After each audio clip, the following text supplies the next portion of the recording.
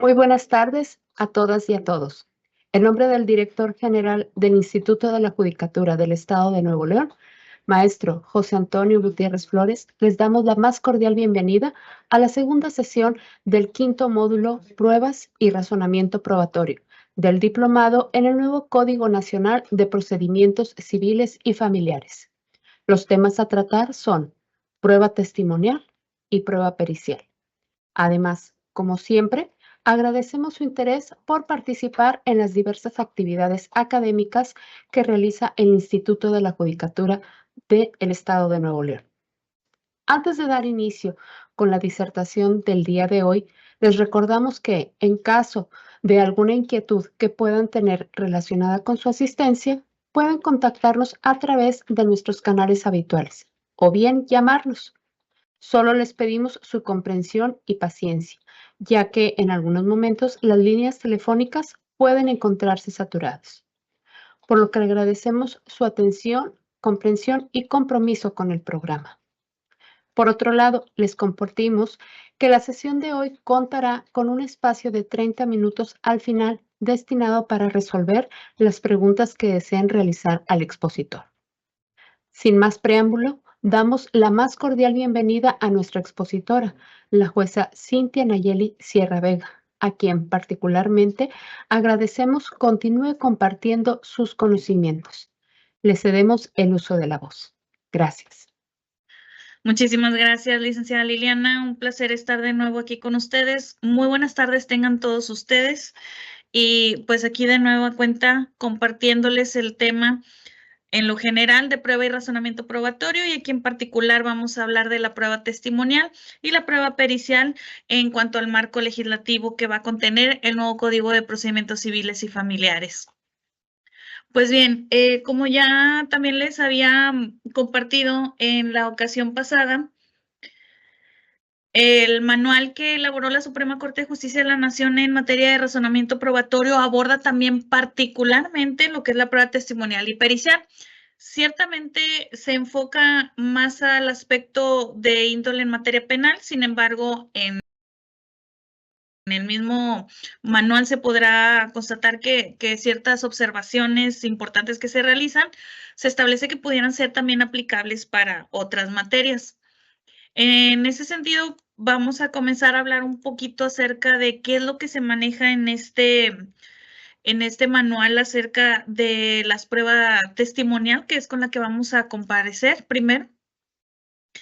Y vemos ahí que dentro de este manual, lo primero que nos va a llamar la atención, pues es definitivamente lo que tiene que ver con la definición del testimonio, que nos dice ahí que es un relato de memoria sobre lo que una persona presenció. Pero también nos dice este manual que hay 3 circunstancias muy importantes que los operadores jurídicos debemos tener en cuenta con relación a los testimonios y en su caso las declaraciones de testigos. Y una de las cosas relevantes es que la memoria es un proceso reconstructivo, no reproductivo, y por lo tanto no es un registro literal de lo acontecido. Nos pasa mucho en la práctica que la persona no recuerda ciertos datos, pero eso no quiere decir que no haya presenciado ciertos hechos. La cuestión está en cómo una persona registra lo acontecido y lo sucedido, y cómo desde el momento en que lo registra va a llegar al conocimiento de la autoridad. Entonces, este vehículo es precisamente la memoria, así nos dice el manual, y pues que tenemos que estar conscientes de esta circunstancia al momento de ponderar y valorar la prueba. ¿Qué quiere decir? Que pues no vayamos a demeritar un testimonio por alguna falla en la memoria. Vamos a ver que entre los 3 aspectos importantes, que el primero es la memoria, en la cual se registra toda la información y la persona interpreta lo que ha percibido. En tanto que retiene esa información en la memoria y esos contenidos pueden llegar a ser distorsionados o hasta sugestionados, modificados por otros, ya sea de forma deliberada o inconscientemente, y además también se puede llegar a decidir qué contar de aquello que se ha interpretado y terminan reteniendo cierta información. Todo esto es lo que tiene uno que tener en cuenta cuando vamos a partir de la idea de desahogar una prueba testimonial. Creo que es de las pruebas, si no de las más relevantes en materia civil y familiar, sí es de una de ellas, porque el testimonio de terceros acerca de los hechos genera muchísima más confianza en la autoridad acerca de la verdad de los hechos que se han expuesto. Entonces, es por eso que estas circunstancias que estamos hablando son las que tenemos que tener muy en cuenta al momento de ponderar lo correspondiente a un testimonio. La segunda cuestión se refiere a la diferencia entre que un testigo diga la verdad y que mienta. Esa actividad reconstructiva y las influencias o interferencias que pueden ocurrir pueden llevar a tener recuerdos falsos, es decir, ellos creen que están diciendo la verdad. Sin embargo, esa imagen o ese recuerdo fue reconstruido por influencia de terceros o inclusive por cuestiones internas propias de la persona.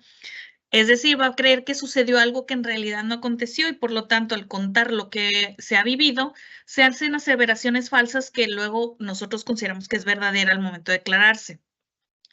Y en ese contexto aparece ya la tercera cuestión que es importante y que significa, que se refiere a la distinción entre testigo y testimonio. ¿Qué quiere decir? La correspondencia del contenido del testimonio con los hechos realmente acaecidos es lo que será lo fundamental para atribuirle valor probatorio a una prueba testifical y no el testigo en sí mismo. Es decir, ¿qué es lo que está diciendo? No la persona que es o el sujeto de que se trata. Entonces, por lo tanto, cuando vamos a nosotros a imponernos de un testimonio, y ojo, esto es importante tenerlo en cuenta desde el momento que admitimos la prueba y cuando se va a desahogar particularmente, la capacidad del individuo para dar testimonio, que también puede ser identificada como la credibilidad de un testigo, es decir, el testigo tiene las capacidades intelectuales y cognitivas necesarias, no está afectado por alguna patología física o psicológica que potencialmente haría su declaración poco fiable. Aquí obviamente nos estamos refiriendo a una cuestión médica, de índole médica, por ejemplo, alguna disociación que tenga que ver con cuestiones psíquicas que estén diagnosticadas en la persona.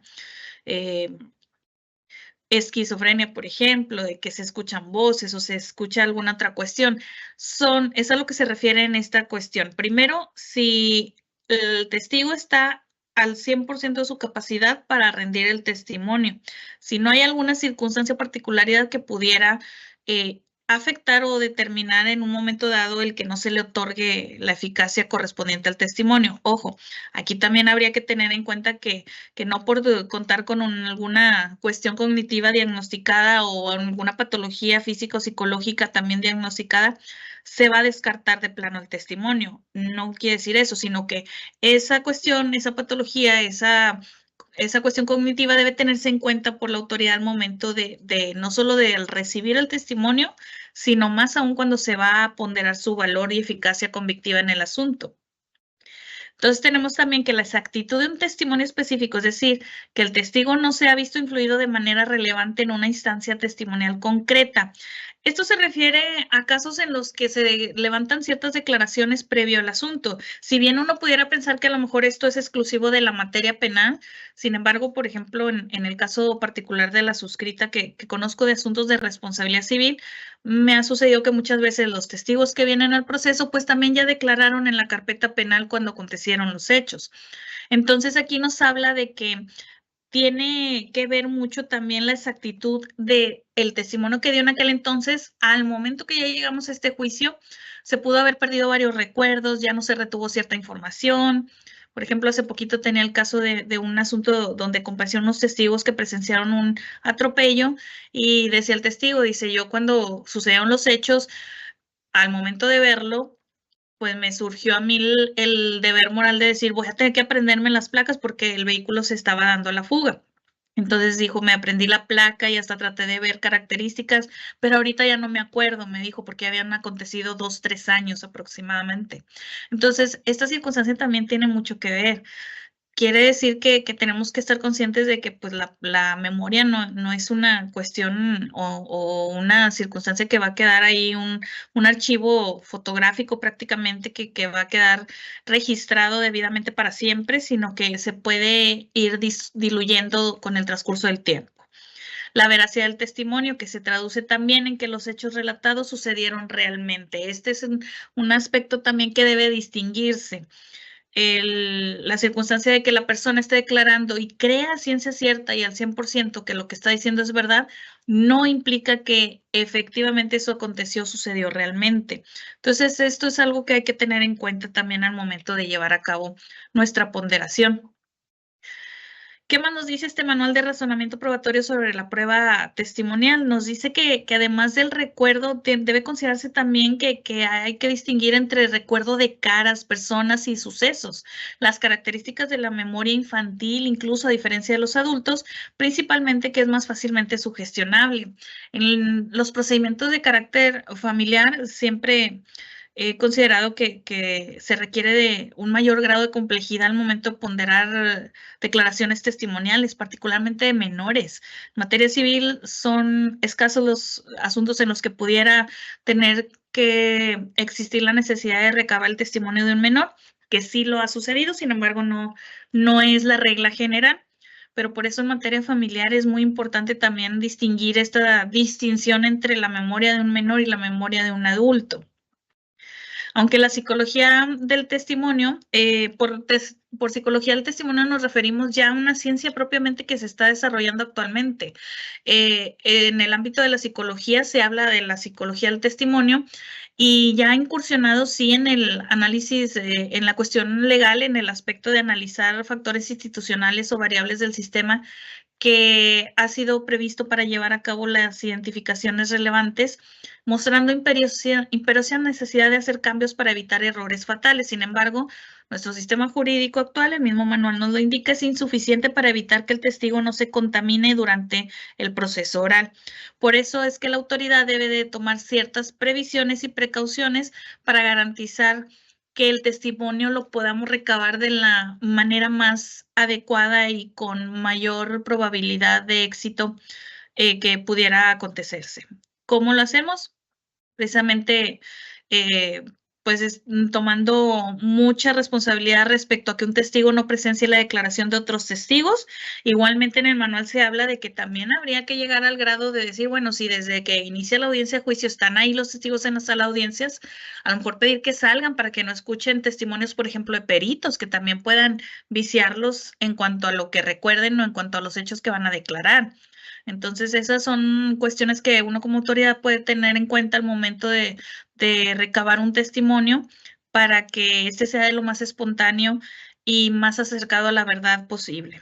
La formación de falsos recuerdos también se refiere que ocurre a mayor medida de modesta extraprocesal y previa al juicio, es decir, cuando, como el caso que les comento, que ya ha transcurrido un tiempo considerable desde que sucedieron los hechos hasta el momento que llega ante el juez, pues entonces es evidente que a lo mejor no solo se pudiera haber perdido ya información, sino que incluso se pudiera haber formado un falso recuerdo ya de cierta situación que ha sido a lo mejor producto de lo que se resolvió en la carpeta judicial, o si a lo mejor sucedió el caso que se llegó a un acuerdo extrajudicial acerca de un hecho y eso a lo mejor altera ciertos recuerdos de cómo acontecieron.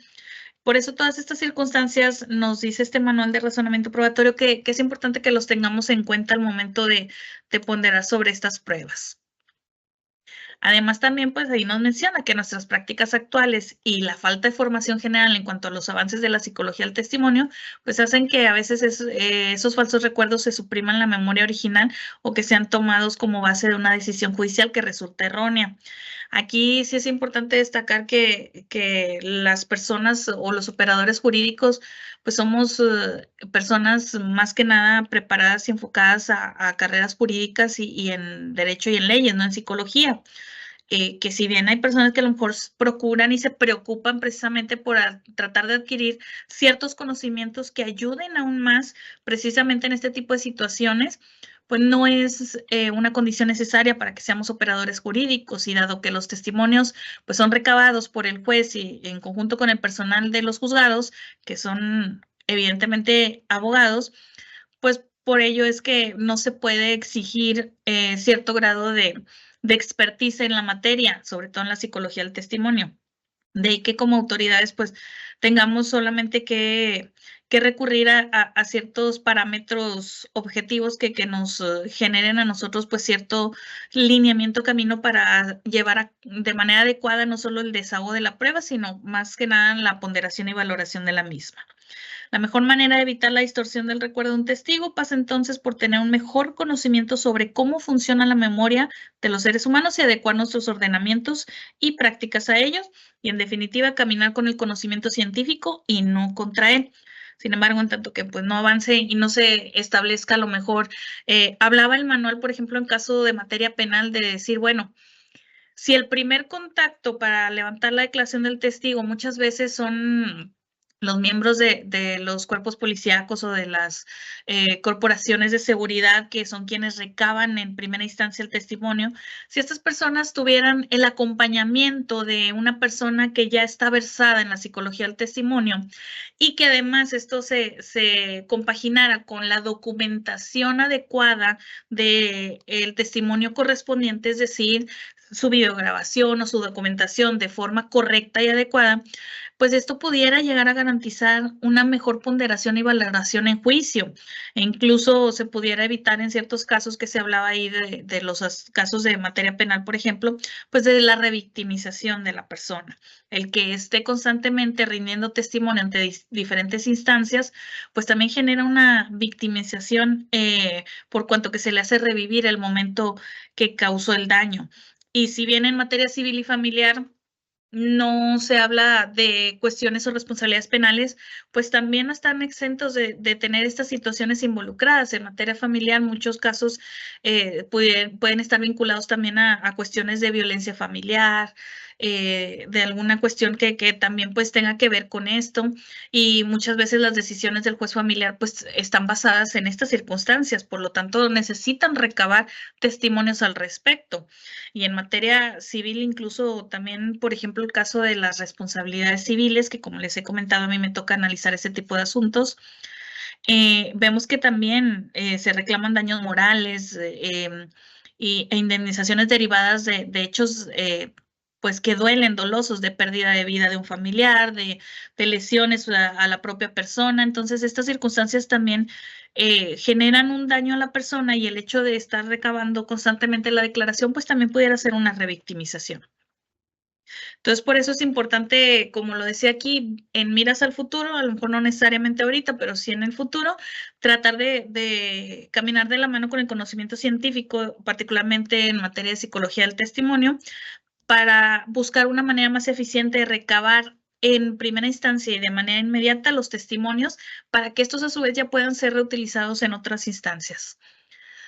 Ahora sí nos vamos a ir directamente ya con la regulación que marca el Código Nacional de Procedimientos Civiles y Familiares. La prueba de declaración de testigos está regulada en los artículos del 291 al 299, y vamos a iniciar con estos dispositivos.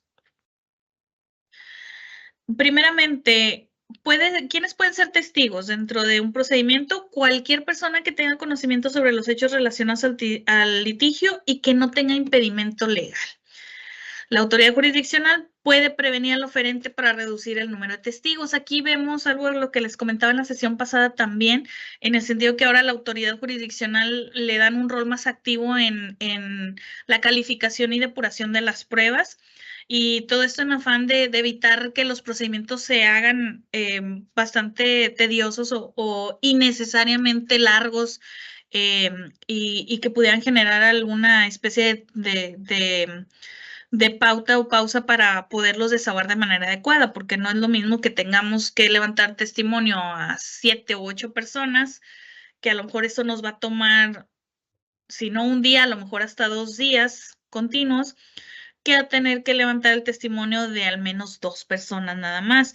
De ahí que este código nos marca y nos da pauta para que la autoridad pueda, de motu propio, de manera oficiosa incluso, requería la parte oferente de decirle, oye, yo analicé el escrito de tu planteamiento y hacer el de demanda-contestación, y veo que la prueba pues la ofreces para tratar de acreditar este extremo, pero pues me estás ofreciendo muchos testigos. ¿Consideras que es necesario o que es posible que podamos reducirlos? Entonces es ahí donde vamos a tener que pues llevar a cabo esta esta interacción con la parte para poder calificar propiamente la prueba.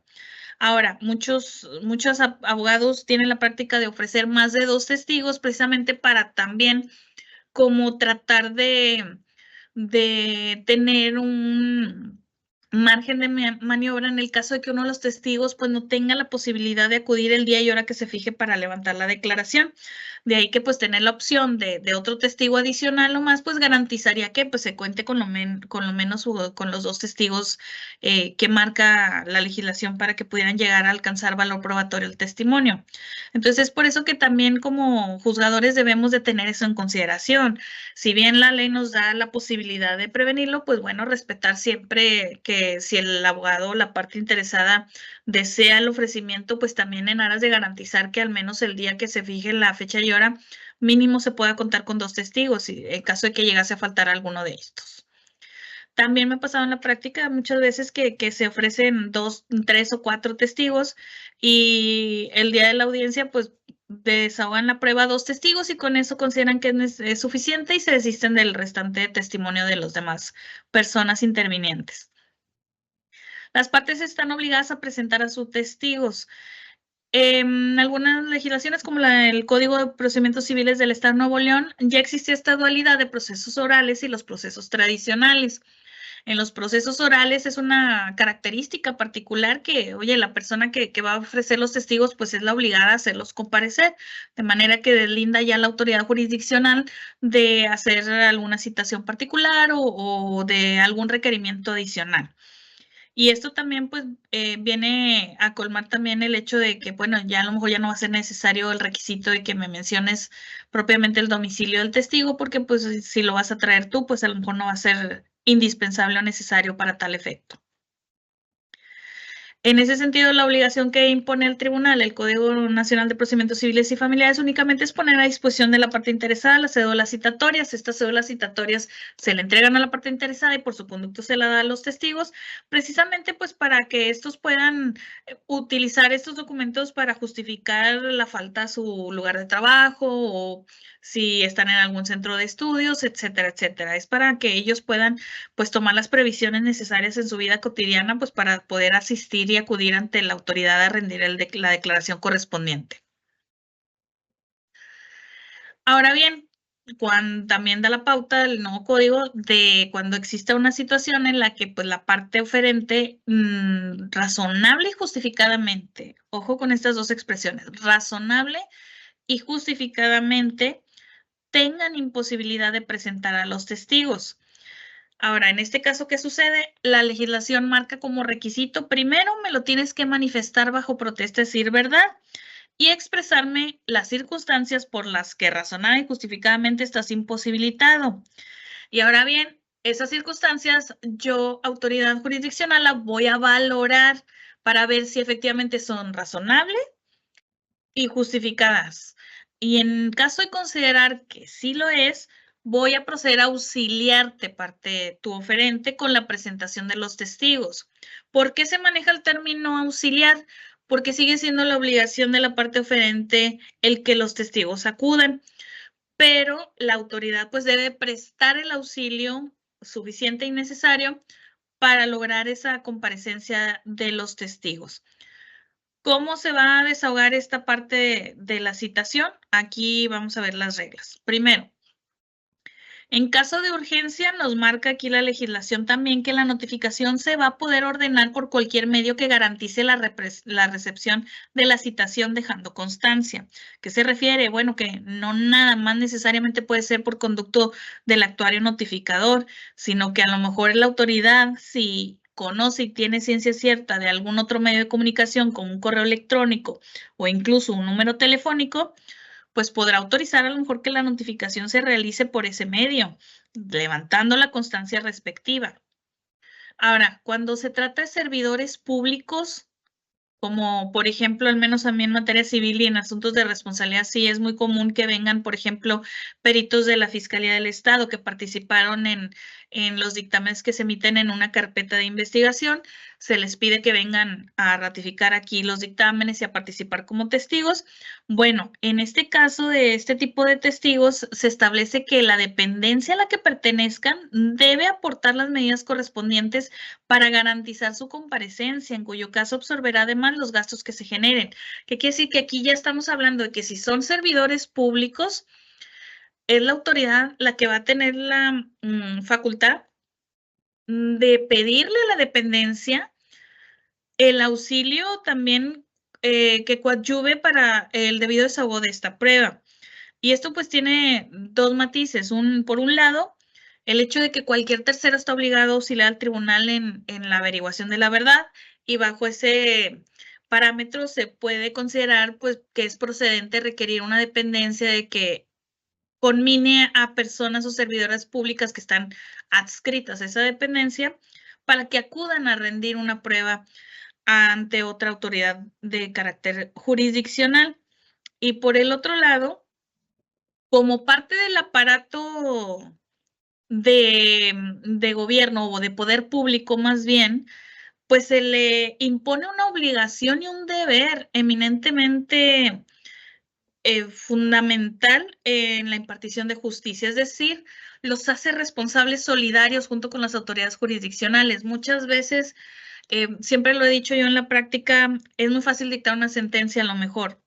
Obviamente no demerito el grado de complejidad que ello conlleva, pero ya que tienes una sentencia que está bien hecha, fundada y motivada y que incluso ha sido confirmada, el hacer efectiva la condena impuesta es muy complicado, muy complejo. ¿Por qué? Porque requerimos del apoyo de otras dependencias, órdenes de gobierno, autoridades, incluso varias dependencias a la vez. En el caso particular que me toca conocer asuntos de arrendamiento, les platico un poquito. Por ejemplo, o sea, una vez que ordena uno la restitución del bien al arrendador, si acaso la persona que era la arrendataria, me ha tocado en varios asuntos, que es una persona a lo mejor adulta mayor y que incluso tiene una condición médica que le impide valerse por sí mismo. Bueno, ahí cómo procedemos, no puedes lanzar simple y sencillamente así como hacía una persona con esas cualidades o características. Entonces nos tenemos que apoyar de diversas dependencias, la Procuraduría de la Defensa de los Adultos Mayores, la de Personas con Discapacidad, incluso el DIF estatal, para ver si hay alguna institución pública que pudiera prestar no solo el servicio de acoger a esta persona, sino de brindarle los servicios médicos, etcétera, etcétera. Entonces, nos apoyamos con diferentes dependencias para que vayan y hagan alguna visita y apoyen a la autoridad para lograr la mejor manera de hacer efectiva una sentencia. Entonces, este dispositivo yo lo veo de esta manera, de manera positiva, que está trasladando cierta obligación y deber a dependencias públicas para que coadyuven con la autoridad precisamente en lograr la debida materialización de las pruebas. Les voy a estar reiterando mucho a lo mejor durante esta plática lo que ya vimos la sesión pasada acerca de que el derecho a probar ya se considera un derecho humano. Está contenido en el derecho humano de acceso a la justicia y por lo tanto el derecho a la prueba debe ser garantizado de manera plena. El tribunal y cualquier tercero debe poner todo a su alcance para lograr la debida materialización de pruebas. La citación se va a realizar por lo menos con 2 días de anticipación al día en que deba presentarse a declarar. Seguimos hablando de las personas que van a ser citadas por conducto de la autoridad en auxilio a la parte oferente. Si el testigo citado de esta forma no asistiere a rendir su declaración en la audiencia programada, la autoridad jurisdiccional le va a hacer efectivo un apercibimiento que se le haya realizado. La legislación nos marca que puede ser la multa, entre otros, ¿verdad? Y se va a reprogramar fecha para el desahogo en una nueva audiencia. Si el testigo que ya fue debidamente citado no se presentara a la primera citación o hay el temor fundado de que se ausente o se oculte, se le hará comparecer en ese acto por medio de fuerza pública sin necesidad de agotar ningún otro medio de apremio. Esta es una diferencia muy trascendental entre lo que anteriormente se contemplaba en la legislación procedimental. Incluso en el procedimiento oral de aquí del Estado de Nuevo León, regulado por la codificación estatal, si bien ya se hablaba acerca de los testigos hostiles que son los citados por la autoridad y que incluso se habla de autorizar la fuerza pública, no se tenía este grado a este grado de necesidad de decir de que esto prácticamente es un hecho, basta que se tenga el temor fundado que se va a ausentar o se oculte la persona. Y vamos a ver cómo se materializa esto, porque aquí es muy interesante cómo el Código Nacional nos habla de que esta comparecencia a la fuerza se va a tener que hacer en un solo acto. Ahí lo menciona, en ese acto por medio de fuerza pública. Nos reitera, todas las autoridades están obligadas a auxiliar oportuna y diligentemente a la autoridad jurisdiccional para garantizar la comparecencia obligatoria de los testigos. Es este principio, este parrafito, el que da pauta no solo para conminar a las dependencias donde laboren servidores públicos que sean propuestos como testigos, sino cualquier corporación o dependencia de orden público que sirva para apoyar a la autoridad a hacer cumplir la determinación de hacer comparecer a un testigo. En este caso tenemos que en cuanto a las dependencias, por ejemplo, las corporaciones de seguridad, que normalmente son las que nos auxilian para hacer valer fuerza pública, bueno, con base en esta disposición, ya se le está imponiendo una obligación de auxiliar en el acto, Aquí vamos a ver,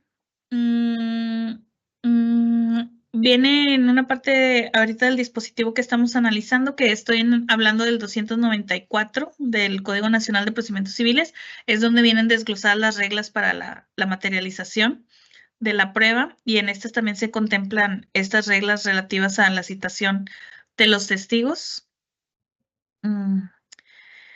En este dispositivo se habla también de cómo va a ser esa citación en el acto de la diligencia. Déjeme nada, me ubico a ver si es en esta diapositiva o la anterior.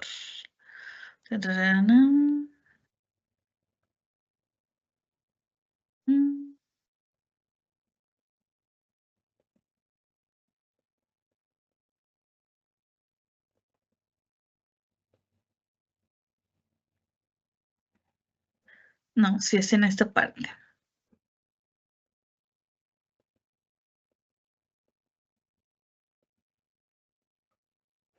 Bueno, lo vamos a ver entonces ahorita. El punto es que la comparecencia tiene que ser en el mismo acto de la audiencia.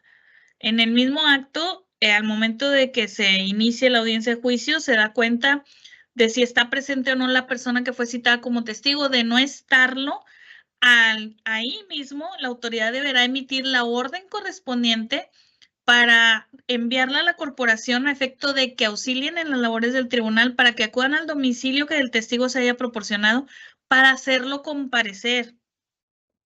Es decir, vamos a tener que iniciar las audiencias ya preparados con una especie ya de orden judicial, ya sea el oficio o una resolución, en la que ya estemos al tanto de esta situación, de que en caso de que no comparezca el testigo y se tenga el temor fundado de que se ausente o se oculte, en el acto de la diligencia se va a tener que ordenar el oficio a cualquier corporación del orden público para que en auxilio de las labores del tribunal hagan comparecer a tal persona en el domicilio tal. Y eso, o sea, debe ser a la brevedad. De manera que aquí, como lo menciona esta disposición, bueno, en este caso se van a desahogar las pruebas ya preparadas, y antes de cerrar la audiencia, pues se debe dar cuenta de si se logró o no la comparecencia a través de ese auxilio que se pida a esa corporación. Y de no hacerlo, ya nos habla acá, va a ser declarada desierta si aplicado el uso de la fuerza pública no se logra la presentación de los testigos.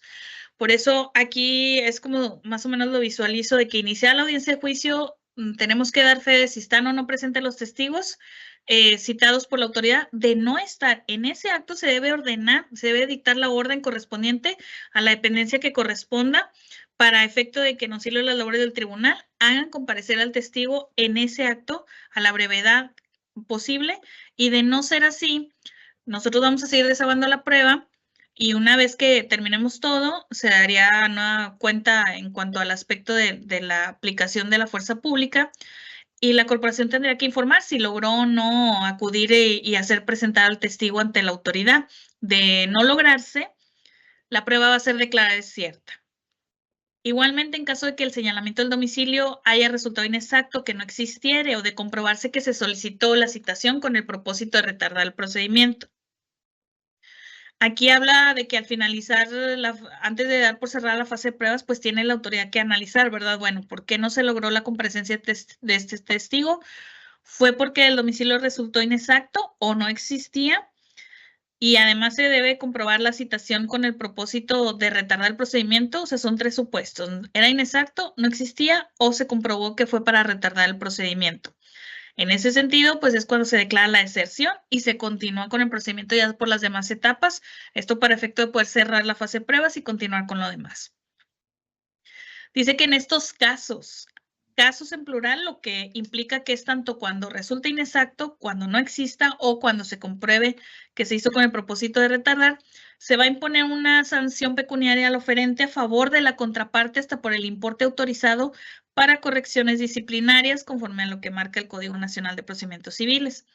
La autoridad jurisdiccional va a despachar de oficio de ejecución en contra del infractor sin perjuicio de dar vista al Ministerio Público y se declarará desierta de oficio la prueba testimonial.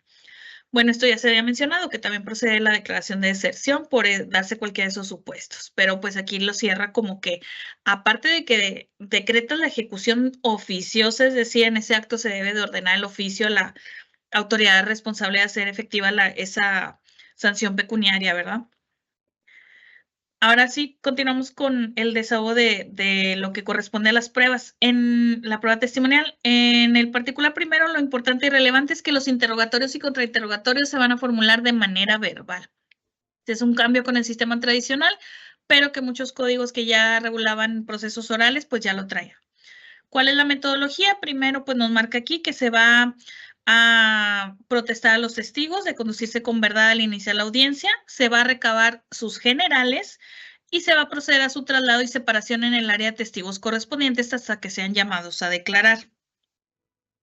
Es decir, ahí es donde entra también la responsabilidad de la autoridad de garantizar que nadie esté escuchando la declaración de otro testigo para evitar la contaminación de la que hablábamos al inicio de esta sesión.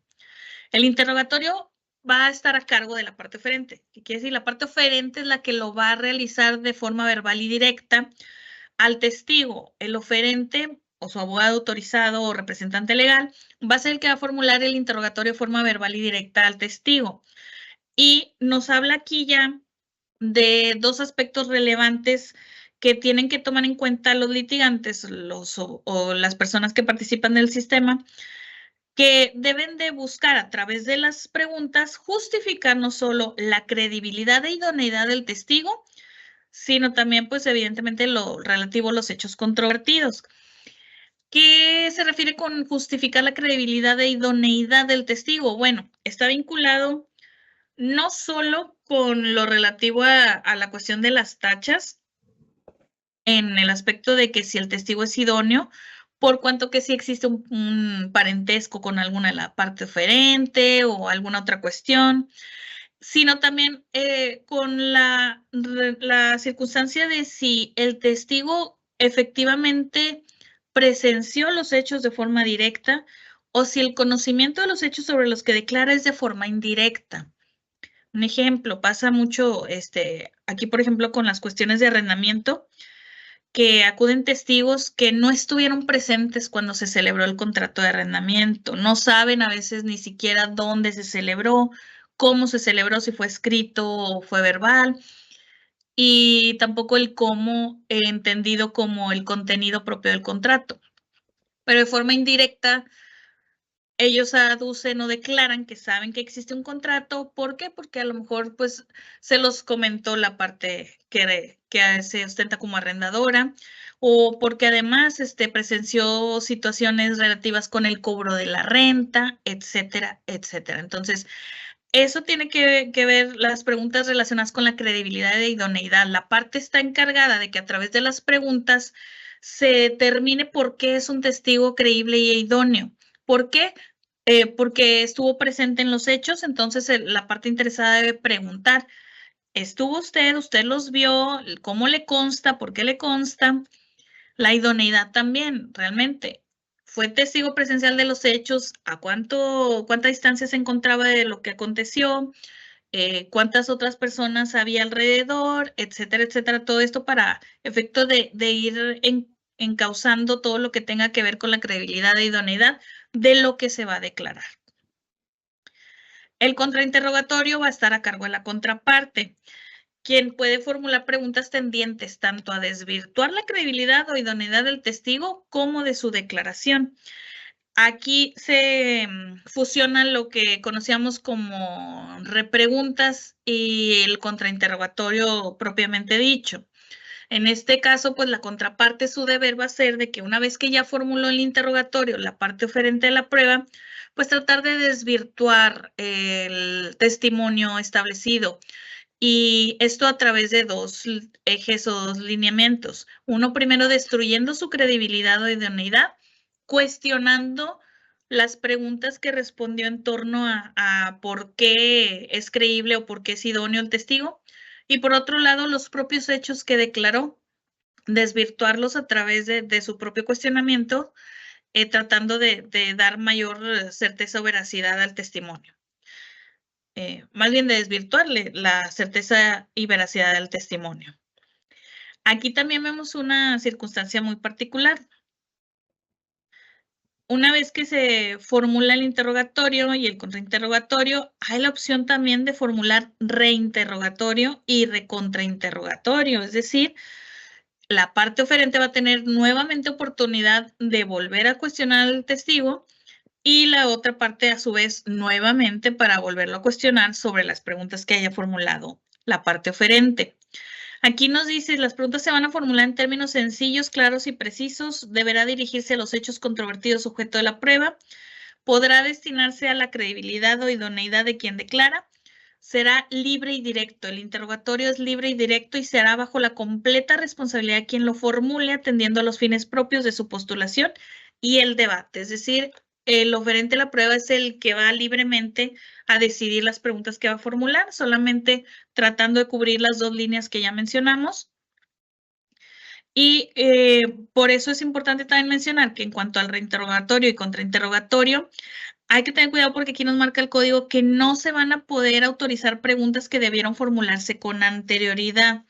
Es decir, ese reinterrogatorio y contrainterrogatorio no tiene la finalidad de introducir más hechos o nuevos hechos que debieron haberse cuestionado, sino más bien el reinterrogatorio sería en todo caso para que si a través del contrainterrogatorio se generó a lo mejor o se empezó a generar incertidumbre acerca de un hecho que declaró por no haber quedado muy claro, muy específico y que pueda prestarse a confusión, ese reinterrogatorio es para reafirmar o para perfeccionar esa circunstancia de la que ya se haya contestado o que ya haya sido objeto de cuestionamiento incluso en el contrainterrogatorio, de manera que ya no quede duda en la autoridad acerca de ese hecho en particular.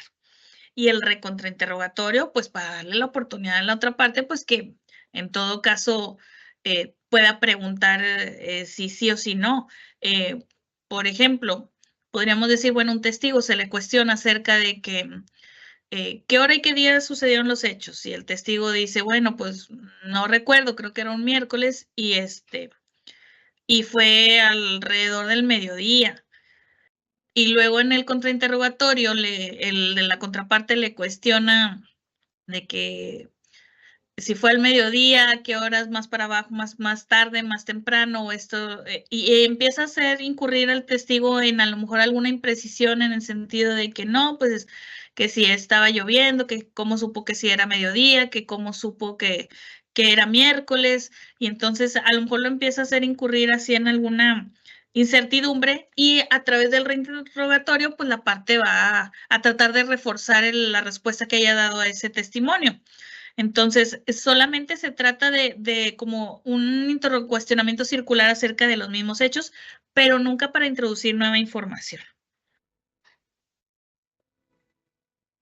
Cada una de las partes va a tener derecho a objetar las preguntas. Ojo aquí porque pues también es importante tenerlo en consideración que ya la autoridad debe de permitir una especie de debate respecto a las preguntas que se van a formular y deben de exponer brevemente la persona que objeta las razones para ello antes de que se emita la respuesta. Y en este caso, quien formule la pregunta debe ser escuchado para que defienda o reitere la pregunta. Y al final, la autoridad jurisdiccional va a resolver inmediatamente en la misma audiencia. Creo que esto Básicamente, a lo mejor en la práctica ya sucede que muchas veces objetan las preguntas tanto en confesionales o en ocasiones en testimoniales, y por el propio principio de contradicción siempre escuchamos a la contraparte antes de pronunciarnos y posteriormente ya determinamos si se califica o no legal la pregunta y continuamos con el interrogatorio. Quien comparezca como testigo dice que debe responder a todas las preguntas que se le formulen y en caso de negativa o responder evasivamente, a petición de parte, la autoridad jurisdiccional lo va a premiar y en su caso determinará las consecuencias de ello según el caso en sentencia definitiva para alguna de las partes. Aquí hay que tener mucho cuidado porque pues sí es común que los testigos digan no me acuerdo, no me acuerdo, no me acuerdo, no me acuerdo. Y entonces es ahí donde entra la disyuntiva de si lo está diciendo solo para evadir la respuesta o lo está diciendo realmente porque no lo recuerda. Uno como autoridad también tiene que insistir y hacer énfasis en que, bueno, vamos a hacer refrescarle la memoria sobre esta pregunta en particular que le están formulando. A ver, ¿recuerda algo sobre esto? ¿Recuerda algo sobre lo otro? Entonces, en ese sentido, si insisten mucho en el hecho de no recordar, ¿por qué dice que no recuerda? ¿Tuvo alguna situación médica o algo que le haya afectado la memoria? Ahí es donde entra lo que mencionábamos acerca de la psicología del testimonio. Pero sí hay que tener mucho cuidado de no determinar alguna sanción por el hecho simple y sencillamente de decir no recuerdo que haya sucedido eso, no recuerdo haber presenciado alguna circunstancia de esa naturaleza y por lo tanto no estoy en posibilidad de rendir testimonio al respecto, cuando a lo mejor eso es verdad. Entonces, eso de determinar las consecuencias de ello queda muy ambiguo y muy generalizado. Ya la autoridad, pues ahí nos queda un margen de maniobra para decidir, bueno, pues a lo mejor nada más por el hecho de decir yo, bueno, a lo mejor sí es creíble que no recuerde ciertas cosas, pero ya 5 o 6 preguntas consecutivas, pues sí se me hace muy extraño que no recuerde nada. En ese sentido, pues nada más por el simple hecho de haber venido aquí a lo mejor a hacer perder el tiempo a la autoridad, pues a lo mejor se le va a imponer una multa pequeña de a lo mejor algunas 20, 30 cuotas. En cuanto a también lo que habla acerca de las consecuencias en la sentencia definitiva para alguna de las partes, bueno, pues eso me imagino que va más enfocado a que si se determina que a lo mejor o se trató de haber activamente alguna intención de manipular el resultado de la prueba. Entonces, en ese sentido, creo que va enfocado a determinar si se actuó o no con temeridad o mala fe dentro del procedimiento a través del desahogo de esa prueba. Aquí nos hablan en las reglas para la testimonial dentro del nuevo código que no se va a permitir la tacha de testigos. ¿Por qué? Porque como ya lo vimos en el interrogatorio, de hecho, las partes están obligadas a cuestionar acerca de la credibilidad e idoneidad, y dentro de estos aspectos está englobado lo que anteriormente ya conocíamos como las tachas. Si hay algún aspecto que anteriormente se conocía como tachas de testigos que generen lo concerniente a demeritar el valor o credibilidad del testimonio que puedan rendir, bueno, pues eso va a tener que ser analizado a la luz de las propias preguntas que se le van a formular. Aquí por eso refiere el código que están permitidas las preguntas para destruir la idoneidad y credibilidad, y momento en el cual dice, ojo aquí, porque se pueden exhibir y ofrecer pruebas documentales para justificarlo. Es decir, si por ejemplo, yo quiero acreditar que el testigo pues es un dependiente económico de quien lo ofreció y que por lo tanto pudiera estar un tanto viciado su testimonio, y yo cuento con las pruebas documentales para ello, como lo es a lo mejor una información consultante del Instituto Mexicano del Seguro Social y tengo la constancia de que él trabaja para esta persona, bueno, el documento se puede acompañar. O más sencillo cuando se trata de acreditar a lo mejor que existe una relación de parentesco entre el testigo y el oferente. Bueno, pues tengo aquí el acta de registro civil donde consta los datos de nacimiento de esta persona y los datos de nacimiento de esta persona y se advierte que pues existe esta vinculación, ¿verdad? Entre son padre e hijo, etcétera, etcétera. De admitirse, ojo, nada más que aquí hay que ser muy claros, únicamente pruebas documentales se van a poder aportar. Esto con el afán de que no se interrumpa el testimonio. Aquí la prueba principal o la más importante es la testimonial. No se puede interrumpir para abrir una especie de incidente accesorio que tenga que ver con la idoneidad y credibilidad y en la que se pida que se desahoguen pruebas. Entonces dice, de admitirse y escuchado en estricta igualdad a la parte oferente, se reservará lo conducente para la sentencia definitiva. Es decir, el juez no va a hacer pronunciamiento ahí en el acto de la diligencia, va a permitir que continúe el testimonio y será hasta la sentencia definitiva donde se va a analizar lo concerniente a las pruebas documentales para ver si con las mismas se destruye la idoneidad y credibilidad del testigo. Únicamente se van a admitir las pruebas documentales exhibidas en audiencia que no requieren preparación y dirigidas específicamente para los fines que ahí se establece.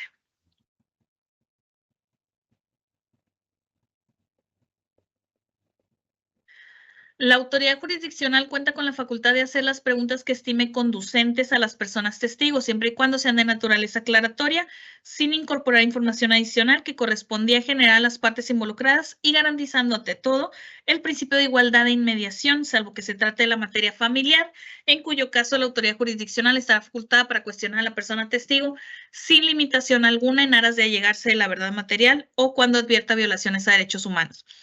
Esta es una diferencia importante en relación a cómo anteriormente se venían manejando este tipo de pruebas, porque al menos aquí en la codificación del Estado de Nuevo León, sí estaba regulada la facultad del juez de interrogar de la manera más amplia a cualquier testigo sin distinción de la materia. Pero en la práctica, por ejemplo, yo en lo particular no hacía uso de esta facultad en muchas ocasiones. ¿Por qué? Porque se corre el riesgo de incurrir en lo que aquí menciona, de introducir una información o datos que a lo mejor no estaban involucrados y con eso pues se pudiera romper el equilibrio entre las partes y considerarse que a lo mejor se busca beneficiar a uno de los contendientes. De esa manera, aquí claramente ya se delimita de que cualquier cuestionamiento únicamente se va a poder referir a alguna cuestión que se tenga que aclarar. Por ejemplo, sabe que me quedó duda sobre la respuesta que dio a esta pregunta porque luego en otra pregunta usted dijo esto, entonces quisiera que me aclarara, por favor. Esa es una pregunta que a lo mejor la autoridad pudiera realizar solo para efecto de que quede claro el hecho sobre el que se declaró. En cambio, en materia familiar sí existe la más amplia atribución porque pues el juez obviamente actúa en muchas ocasiones en suplencia de la eficiencia de la queja no solo de menores, sino muchas veces también pues de un derecho humano que tiene que ver con la cuestión de una vida sana y libre de violencia. Entonces, bajo esos lineamientos es que en la materia familiar se da esta mayor amplitud para poder de que la autoridad actúe de forma más abierta y sin limitación alguna. Y sobre todo, dice aquí destacando, cuando advierta violaciones a derechos humanos. Entonces, es muchísimo más amplia la facultad de la autoridad. Si la persona testigo declarante no hablara o entendiera el idioma español, no sabe leer o tiene algún impedimento de comunicación para la manifestación de su voluntad, declarará a través de la persona intérprete que le acompañe o la persona que para dichos efectos designe la autoridad jurisdiccional, preferentemente de forma gratuita según el caso particular. Es decir, cuando se va a proponer un testigo que no domina el idioma español o en su caso que no sabe leer, pues se le va a designar una persona intérprete que apoye para efectos del desahogo de la prueba. Esto para garantizar no solo que no se viole ningún derecho del testigo, sino de la propia parte oferente de la prueba para garantizar que se reúna la información adecuada y correspondiente de manera idónea y que garantice el derecho de la prueba que tiene. Las personas mayores con discapacidad permanente o temporal debidamente acreditada por instituciones de salud pública que lo soliciten, así como las personas que se encuentren privadas de su libertad por mandato judicial, la autoridad jurisdiccional podrá recibirles la declaración en el lugar en que se encuentren en presencia de la otra parte si asistieren. Este es un parámetro que pues me parece que ya estaba establecido en las codificaciones de la mayoría de los estados, si no es que en todos, de que cuando se trata de personas adultas, e inclusive, pues, evidentemente, aunque no estuviera de forma expresa la situación de una discapacidad permanente o temporal que, pues, genere precisamente a lo mejor alguna limitación o impedimento para el traslado de la persona, pues la autoridad para garantizar el derecho de acceso a la justicia de la persona que ofrece la prueba, pues se trasladaba al lugar donde estaban quien va a declarar. Esto aplica tanto para testimoniales y en su oportunidad también para las confesionales. Ahora, ¿cuál es la relevancia aquí? Dice que en los casos en que se acredite la discapacidad temporal o permanente por instancias de salud privada, el médico deberá exhibir cédula profesional y concurrir a la audiencia en la que comparezca la persona que testifica para ratificar el diagnóstico. Bajo protesta de decir verdad, en caso de inasistencia, la prueba no será recibida. Aquí en el caso de las discapacidades nos dice ya que cuando es dictaminada por una institución de salud pública, por sí sola ya cuenta con eficacia cualquier documental emitida por cualquier institución de orden público. Sin embargo, cuando es institución privada, se requiere que el médico exhiba la cédula y concurra a la audiencia para ratificar el documento diagnóstico. Y en caso de inasistencia, la prueba no será recibida. ¿Cómo se va a recibir la prueba cuando hay que hacerlo fuera del lugar del juicio? Bueno, aquí está el parámetro. Dice: el desahogo de la prueba testimonial se va a realizar en audiencia de juicio que se va a iniciar en la sala de audiencias y posteriormente se van a trasladar al lugar y luego regresar a la misma. Es decir, en un solo acto, en un solo momento, tal y como lo mencionábamos respecto a lo de la fuerza pública para hacer comparecer a un testigo. Bueno, cuando haya que levantar la declaración de un testigo que por su condición de adulto mayor, discapacidad o alguna otra cuestión, se le tenga que levantar en el lugar donde se encuentre, la audiencia va a iniciar a la hora que se programe. Va a haber una suspensión de la audiencia en lo que se traslada el personal del juzgado y la autoridad al lugar donde se encuentra el testigo. Se reanuda ahí en ese espacio levantándose la diligencia correspondiente y posteriormente regresamos al juzgado para continuar con el resto de la audiencia de juicio. Dice: de acuerdo a cada caso en particular, la autoridad jurisdiccional podrá autorizar su desahogo a distancia conforme a las reglas establecidas en este Código Nacional. Eso es algo que ya sucede en la práctica. Yo, por ejemplo, cuando se trata de adultos mayores, siempre digo, dado que si bien la ley establece que se va a levantar la declaración en el lugar donde se encuentre, sin embargo, considerando que se cuenta con herramientas tecnológicas que permiten la conexión a distancia de diversas personas, se establece que en caso de que se pueda conectar, la persona se va a levantar a través de este medio. De lo contrario, pues tendrá que manifestar bajo protesta el impedimento o que no cuenta con los medios para poder de que la autoridad determine trasladarse al lugar de donde se encuentre. Ambas partes pueden solicitar a las personas previstas en los artículos 110 de la Constitución Política de los Estados Unidos Mexicanos, así como a las personas integrantes de las Fuerzas Armadas con mando que desahoguen las preguntas vía informe previo a la celebración de la audiencia de juicio.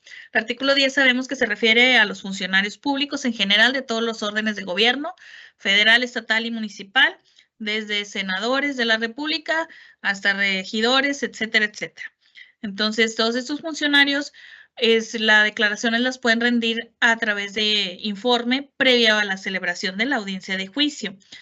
A criterio de la autoridad jurisdiccional se podrá solicitarle la declaración personal dada su relación en los hechos materia de la controversia y no en virtud de su encargo. Es decir, solo cuando se trate de una circunstancia o una situación que no esté vinculada propiamente a las funciones que desempeña, sino que esté vinculado a esta persona en lo particular, ahí sí podrá caber la posibilidad de que se le cite para declarar de forma directa y presencial ante la autoridad.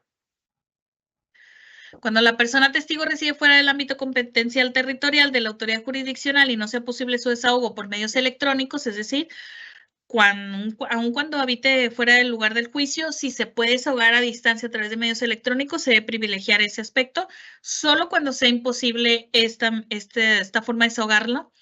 Entonces, la parte que ofrece la prueba, sin perjuicio que solicite la comparecencia del testigo, puede optar por presentar los interrogatorios con las copias respectivas para las otras partes, junto con la traducción en caso de ser necesario, es decir, si es una persona extranjera y que no domina el idioma, y la apostilla necesaria para el caso de girar la carta rogatoria, es decir, debe acompañar ya tanto los interrogatorios con la traducción y la apostilla necesaria para girar la carta rogatoria. Esto con la finalidad de que se tenga la oportunidad de formular los contrainterrogatorios, de cumplir con los mismos requisitos, igualmente la traducción y la apostilla, y sin la exhibición de estos por parte del oferente, es decir, si no propone los interrogatorios, no se va a admitir la prueba.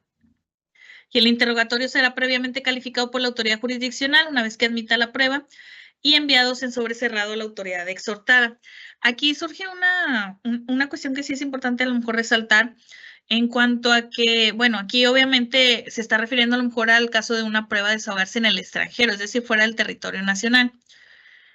¿Qué pasa si se va a desahogar en otro estado de la República? Que a lo mejor también se rige por las disposiciones del Código Nacional de Procedimientos Civiles. Bueno, aquí ya nos da la pauta para establecer que aun y cuando otro estado también se rija por estas disposiciones, que por lo tanto se hable acerca del desahogo de forma verbal y directa de los interrogatorios y contrainterrogatorios. Sin embargo, como no se trata de la autoridad que conoce del juicio y que por tanto está en mayor posibilidad de calificar o no adecuadamente el debate que pueda surgir con motivo de las preguntas, se debe privilegiar la exhibición de los interrogatorios correspondientes. Y en todo caso debe preferirse y estarse el desahogo a distancia de la prueba testimonial, caso en el cual no se requerirá de dicho interrogatorio. Es la regla general. Si se puede a través de medios electrónicos, se desahogará de esa forma. Solo en caso de impedimento será necesario los interrogatorios. Aquí también va a caber el criterio de la autoridad en cuanto al momento en el que se va a decidir si es vía electrónica o no se puede desahogar vía electrónica, porque a lo mejor al momento de ofrecerse se propone con la intención de que sea a través de medios electrónicos, pero una vez llegado el momento, debido a lo mejor a la complejidad de las comunicaciones o que se trate de un área apartada donde está la persona que va a declarar, sea difícil o imposible llevarlo a cabo, bueno, entonces a lo mejor ahí ya entraría el criterio de la autoridad de decir, bueno, te voy a dar tiempo de que me traigas los interrogatorios para ver si podemos desahogarla conforme a esas reglas. Con esto cerramos lo relativo a la parte de la prueba testimonial y vamos a pasar ahora a la prueba pericial. Uno de los cambios más importantes que se introdujeron en el nuevo Código Nacional de Procedimientos Civiles es la comparecencia de la persona experta para explicar y justificar las operaciones periciales realizadas y su razonamiento inferencial plasmado en su informe. En lo particular, aquí en el Estado de Nuevo León, como ya les habíamos comentado, están todavía los dos sistemas, el tradicional totalmente escrito y el oral. En el sistema oral, si bien es cierto, se habla de que los peritos deben comparecer a la audiencia de juicio, sin embargo, su intervención se limitaba a aclarar cuestiones que no hayan quedado, no se hayan comprendido bien por las partes, a petición tanto de estas como de la autoridad. Es decir, la autoridad podía interrogar al perito y también las partes, pero estaba delimitado muy de forma estricta en cuanto a aclaraciones de lo que ya está en el dictamen. En cambio, aquí en las disposiciones del Código Nacional de Procedimientos Civiles y Familiares ya se habla de que el perito no solo va para efecto de aclarar alguna cuestión dudosa, sino que va a explicar y justificar las operaciones periciales. Esto precisamente abona que ya la autoridad no vamos a tener que introducirnos en un escrito de un dictamen demasiado técnico y confuso a veces para personas pues que no somos peritas o expertas en cierta materia, y que de esa manera podamos analizar con distintos ojos el dictamen correspondiente. Deja de ser esta prueba solo un dictamen escrito y se añaden las declaraciones que hace el experto durante el interrogatorio y contrainterrogatorio que es sometido. Y eso puede representar un importante medio para lograr que la persona juzgadora comprenda el conocimiento experto aplicado al caso y entonces pueda usarlo justificadamente para su decisión. Vemos aquí otra vez lo del razonamiento probatorio. No siempre el ejercicio del contradictorio de la prueba pericial por parte de los abogados cumple con el mínimo necesario para suplir estos déficits de información que tiene el juez, ya que éste tiene que tomar una decisión habiendo comprendido lo que el experto afirma sobre el caso. Pero, ¿qué pasa si por múltiples razones surgen dudas? El juez que a lo mejor en el momento de la audiencia no se vislumbraron por alguno de los abogados. Entonces, en ese sentido, vemos que pues es importantísimo las preguntas que van a formular las partes a los peritos para que aclaren o delimiten los aspectos que tengan que ver con su dictamen. ¿Por qué? Porque pues puede también asumirse que los jueces y juezas deben de comprender las pruebas presentadas para toma de decisión racional.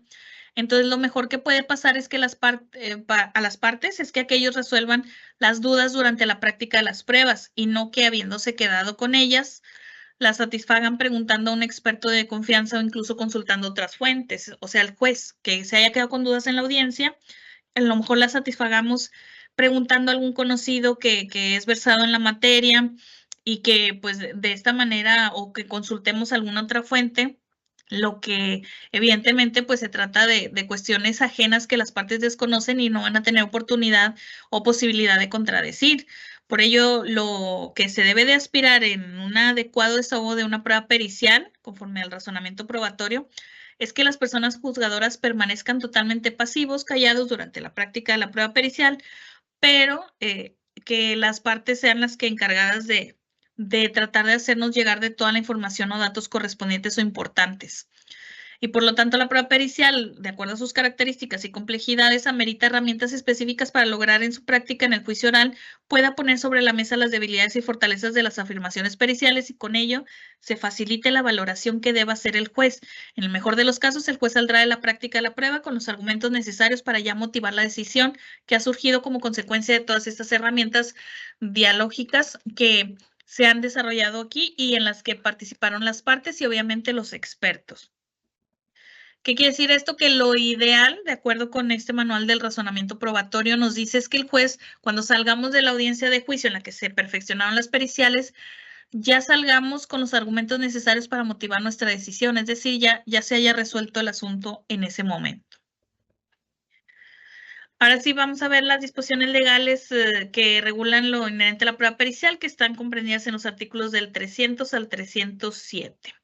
Tenemos, por lo tanto, que en el artículo 300 nos habla primero de los supuestos de procedencia. ¿Cuándo procede la prueba pericial? Cuando sean necesarios conocimientos especiales en alguna ciencia, arte, técnica o industria, o en aquellos casos que la ley que lo mande la ley expresamente.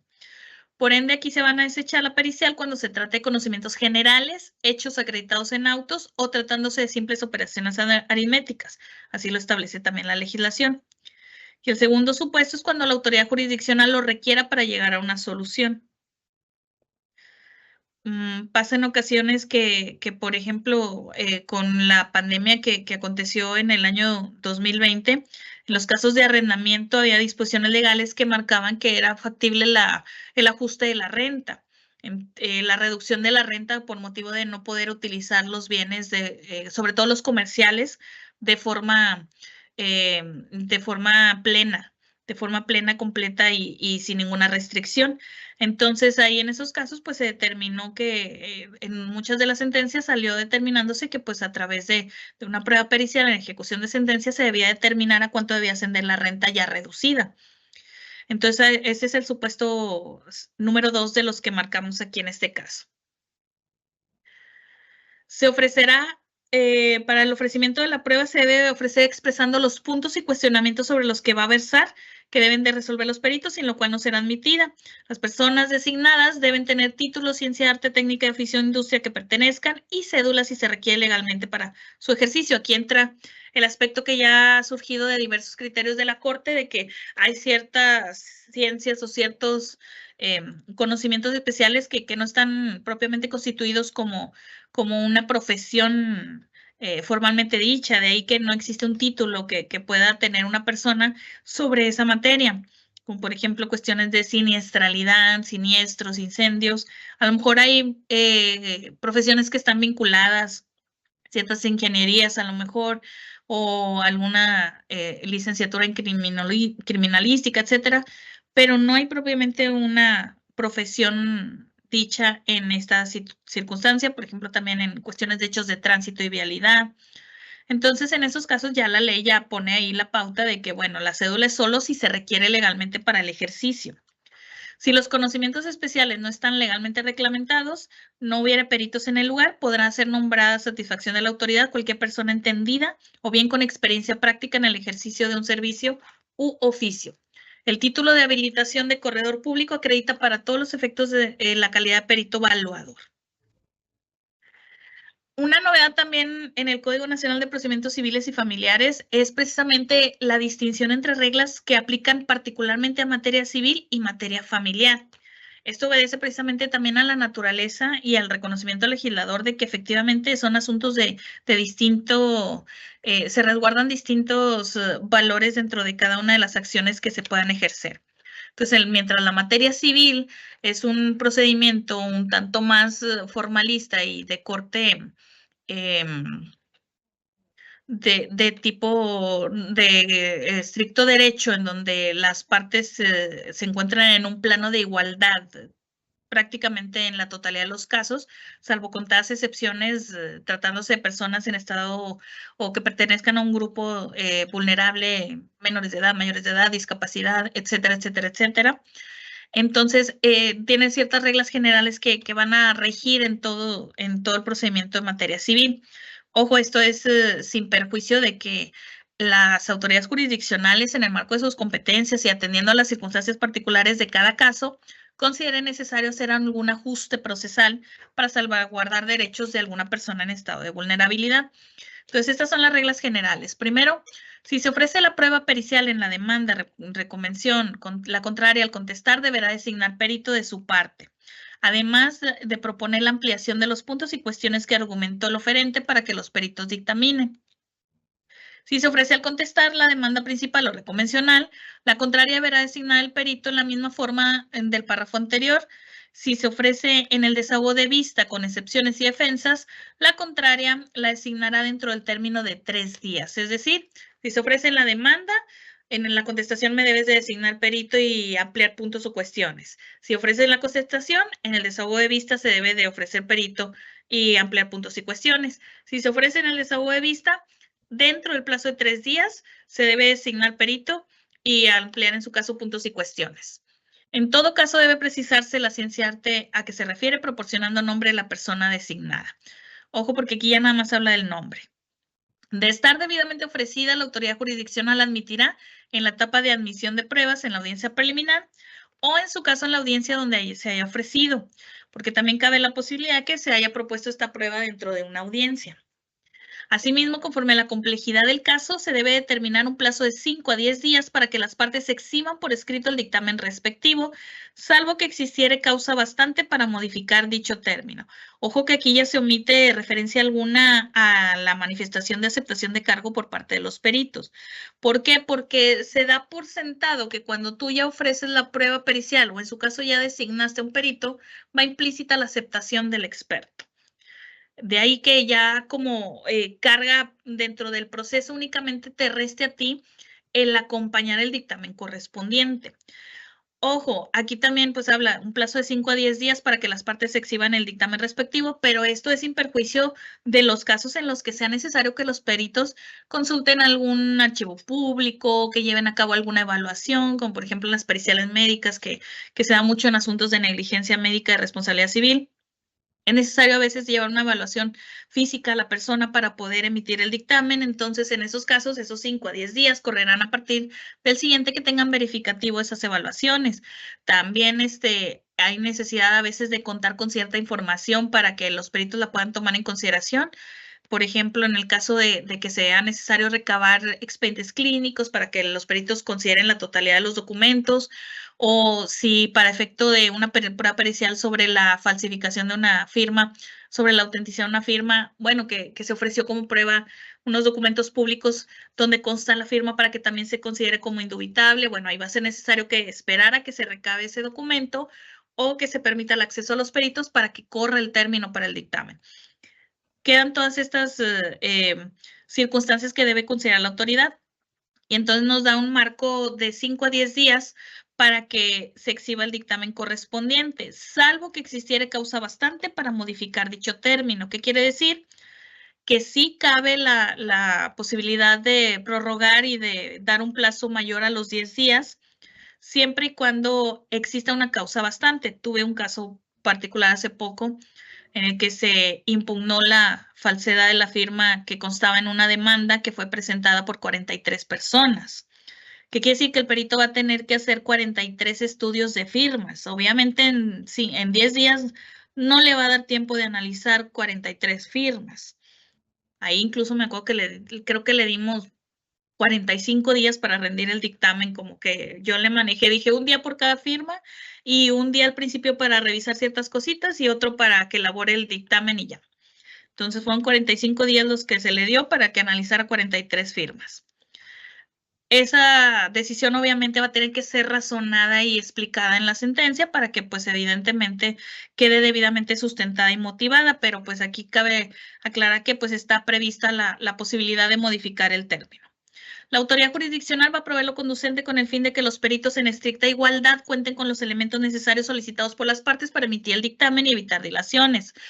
¿Qué sucede? Que, por ejemplo, en el caso que me toca a mí resolver muchos asuntos de responsabilidad civil, nunca falta que ofrecen una prueba pericial en materia de medicina y sí, pues la parte actora sí se presta todas las facilidades para acudir a las evaluaciones con el perito de su intención, pero a la contraria a lo mejor le pone trabas o le dice no puedo estos días, no puedo estos horarios, no puedes venir tú. Entonces ahí la autoridad debe tomar las determinaciones necesarias.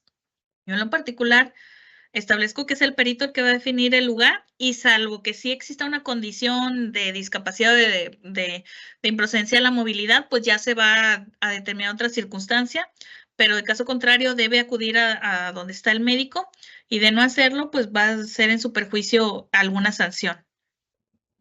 Entonces ahí entra este tipo de circunstancias también para evitar dilaciones procesales. Si la parte que ofrece la prueba es la que está presentando las dilaciones procesales para que el perito de la contraria esté en posibilidad de rendir su dictamen, pues entonces ahí también debería de haber una sanción procesalmente hablando para la parte oferente. En caso de que alguna de las personas peritos de las partes no exhiba su dictamen en el plazo señalado, precluirá su derecho para hacerlo y en consecuencia la prueba se va a deshogar con el dictamen que se tenga por rendido solamente. En el supuesto que ninguno de los peritos exhiba dictamen, se dejará de recibir la prueba. Básicamente queda sin materia. Las partes deberán presentar a los peritos en la audiencia de juicio, quienes deben acreditar bajo su responsabilidad su calidad científica, técnica, artística o industrial para el que fueron propuestos con el original o copia de la cédula o los documentos respectivos. Asimismo, deben exponer verbal y brevemente las conclusiones de sus dictámenes a efecto de que se desahogue la prueba con los exhibidos oportunamente y respondan las preguntas que la autoridad jurisdiccional o las partes les formulen con apoyo de auxiliar técnico. Aquí hay que desmenuzar esta disposición legal. En este apartado vemos, primeramente, que la obligación de acreditar la calidad de expertos no es desde el inicio como lo era anteriormente en el sistema tradicional, donde desde que ofreces la prueba tienes que proponer tu perito, acreditar la calidad de experto, acompañando los documentos correspondientes, mencionando la cédula, etcétera, etcétera. No, aquí es en la audiencia de juicio.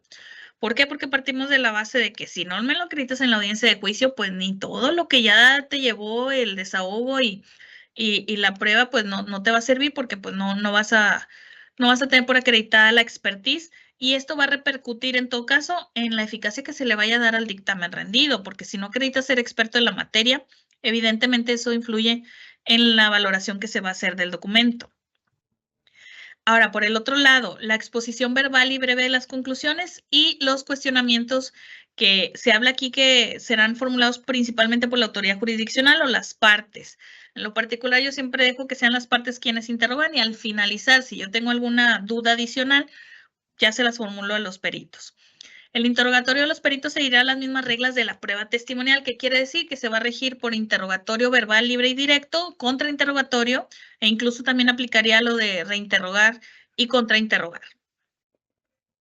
En caso de no asistir el perito o los peritos designados por las partes, se procederá conforme a lo que se marca en la fracción cuarto, que se dejará de recibir la prueba, que es como para el caso de que no rindieron los dictámenes. Las partes podrán sustituir al perito designado a más tardar en la audiencia preliminar en la que se pronuncie sobre la admisibilidad de la prueba.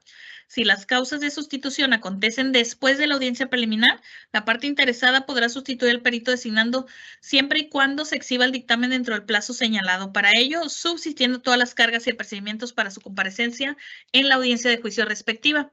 Aquí esta disposición afortunadamente ya está en forma expresa, pero anteriormente en la práctica, pues como quiera, a veces autorizábamos sustitución, por ejemplo, por fallecimiento del perito.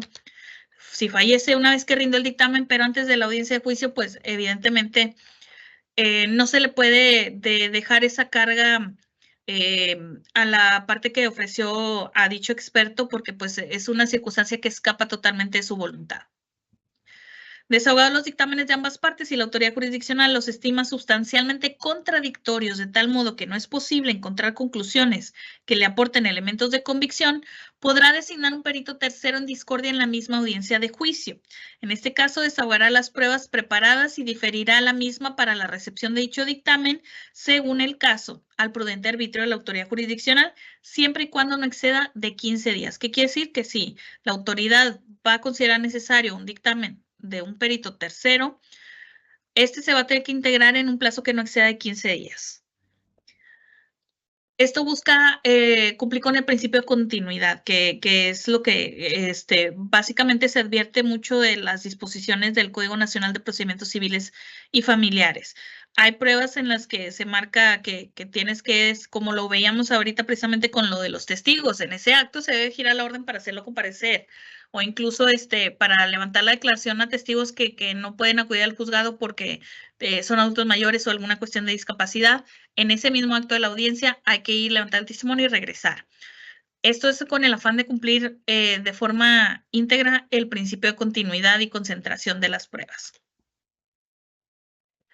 La persona que será designada como perito tercero en discordia debe notificársele para que en el plazo de 3 días presente escrito en el que manifieste si acepta el cargo, proteste el fiel y legal desempeño y asimismo señale el monto de sus honorarios, en los términos de la legislación correspondiente o en su defecto los que determine, mismos que se deberán ser autorizados por la autoridad jurisdiccional y serán cubiertos por ambas partes en igual proporción en la audiencia de juicio donde se comparezca. En caso de incumplir, la autoridad jurisdiccional en la audiencia respectiva emitirá auto de ejecución en contra de la parte que haya omitido el pago.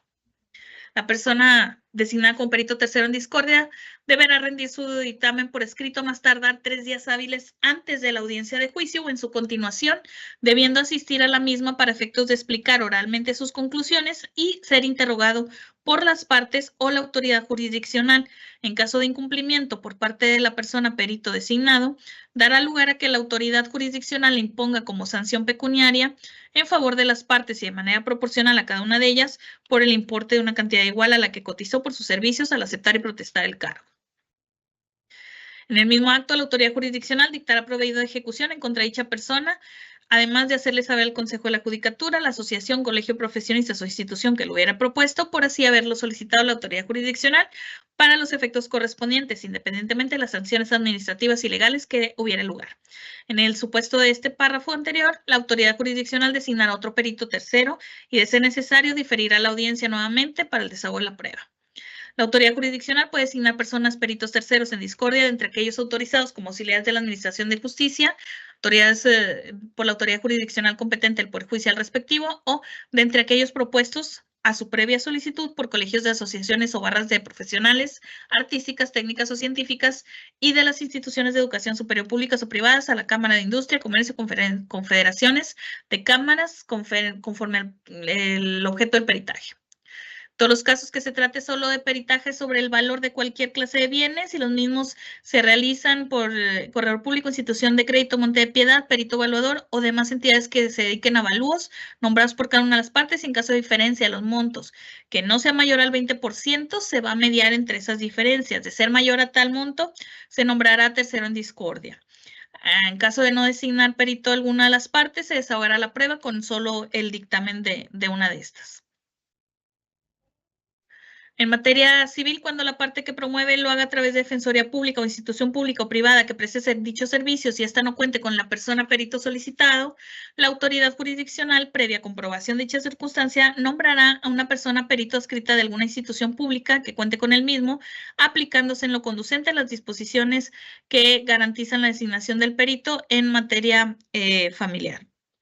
Ahora sí, las reglas en materia familiar. Aquí la prueba pericial, por regla general, se va a desahogar con base en el dictamen que rinda un perito oficial y sus honorarios van a ser cubiertos por el Estado, sin perjuicio de que las personas peritos que puedan ser ofrecidas por las partes. Es decir, aquí queda opcional el hecho de que las partes ofrezcan un perito. Para efecto de que se desahogue una prueba pericial, no será necesario ni requisito ni condición que la parte proponga un perito de su intención. Pueden sí designarlo, pero solo para que coadyuve con el perito que va a nombrar la autoridad. Tratándose de avalúos, ahí no habrá persona perito oficial, ya que dicha pericial deberá de sujetarse a las reglas que se establecen para la materia civil. En materia familiar no se admite perito tercero, es decir, como se basa solamente en el dictamen de un perito oficial y si bien las partes pueden designar peritos, pues ahí no cabría perito tercero porque el juez no es parte, no es contrario. Entonces, por lo tanto, no implica tampoco que se esté prejuzgando de que es el perito oficial el que va a dársele valor probatorio pleno, no, sino que no existe esta finalidad de buscar romper una contradicción, porque el juez no es contrario a las partes. Las personas expertas forenses o peritos deberán comparecer a la etapa de admisión de pruebas de la segunda fase de la audiencia preliminar para acreditar su expertise, así como protestar y aceptar el cargo. Para el caso de su inasistencia, se desechará la probanza. Aquí, como es distinto, como es un perito oficial el que se nombra, que es un tercero ajeno al proceso, es por eso que aquí sí hay aceptación de cargo. En materia familiar sí hay aceptación de cargo. ¿Dónde se da? En la fase de sanción de pruebas, en la audiencia preliminar, y ahí debe de acreditar su expertise, así como protestar y aceptar el cargo para el caso de su inasistencia. Ahí se va a desestimar la probanza correspondiente.